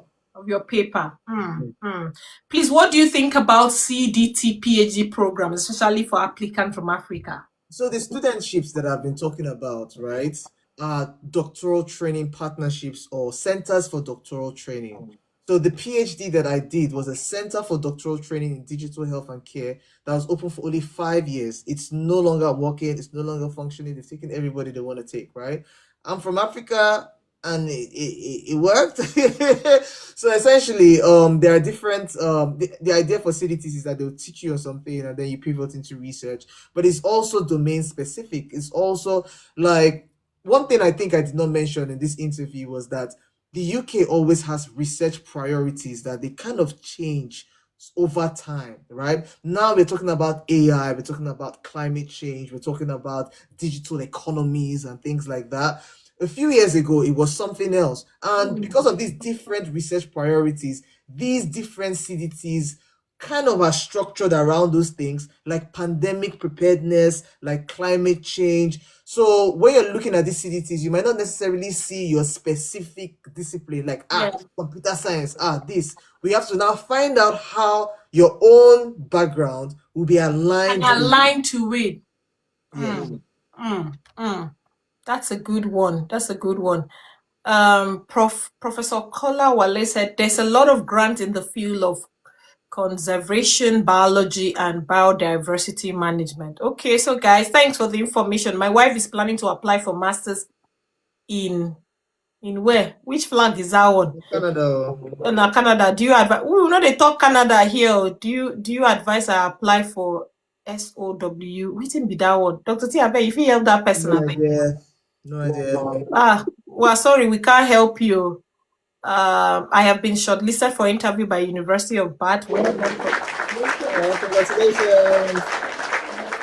And all the best in your interview. Where can one find grant? I think Dr. T mentioned this UKRI. It's one of the places you can go to look for grants. So guys, it's 10 minutes past. We have done 2 hours plus. Dr. Tim. Yeah. How do you say thank you? Which language do you speak? I speak English. Your native language. Academic body. More for my hand here. I want to greet you in your native language. Oh my God. Naomi, are you here? It's my sister. Dr. T knows I'll be speaking language. That's embarrassing. But that's weird. No, that is actually embarrassing. Damn. Oh my God. Yeah, but what's your language? Somebody could know it here. Shekiri. Is there any Shekiri person? Nana, my sister is laughing. Oh, Nana is here. She's laughing. Nana, what's thank you in Shekiri? Just spell it there. I would try to pronounce it. If not, I speak a little bit of Turkish, so I could say teşekkürler in Turkish, which is thank you. Merci, thank you. Okay. Big Yums, you speak Yoruba. Come and help me. Eshe is the popular one. I needed that Ishekiri one. Eshe. But Eshe. Yeah. Okay, Eshe. So Ishekiri is very similar to Yoruba. Is it Eshe too in Ishekiri? Yeah. Oh, really? Yeah. Oh, that's nice. People are like, no. Dokbe. Make una don't confuse me here again, I beg. People have put, you should tell Dr. T thank you in your languages. Put a comment, thank you. My so own is Sosongo 8080. Sosongo 8080. That means in Ibibio language. Thank you very much. Thank you for availing. It's not easy he's a busy person. Academics are busy people. So for you to be able to come on my live for 2 hours plus, I'm honored and I really appreciate. And thank you so much, everybody. Thank you for all the gifts. Thank you for all the tapping. Thank you for all the engagement. If you are still yet to follow me or follow Dr. Tim, you are on a long thing. I don't know what you're waiting for. So follow us, please. Follow us. And guys, I come live weekends. I really try to come live every weekend. So I will be back live again. Do enjoy the rest of your evening and have a fantastic week ahead and a fantastic 2026. Bye-bye. Thank you. Bye-bye. Bye.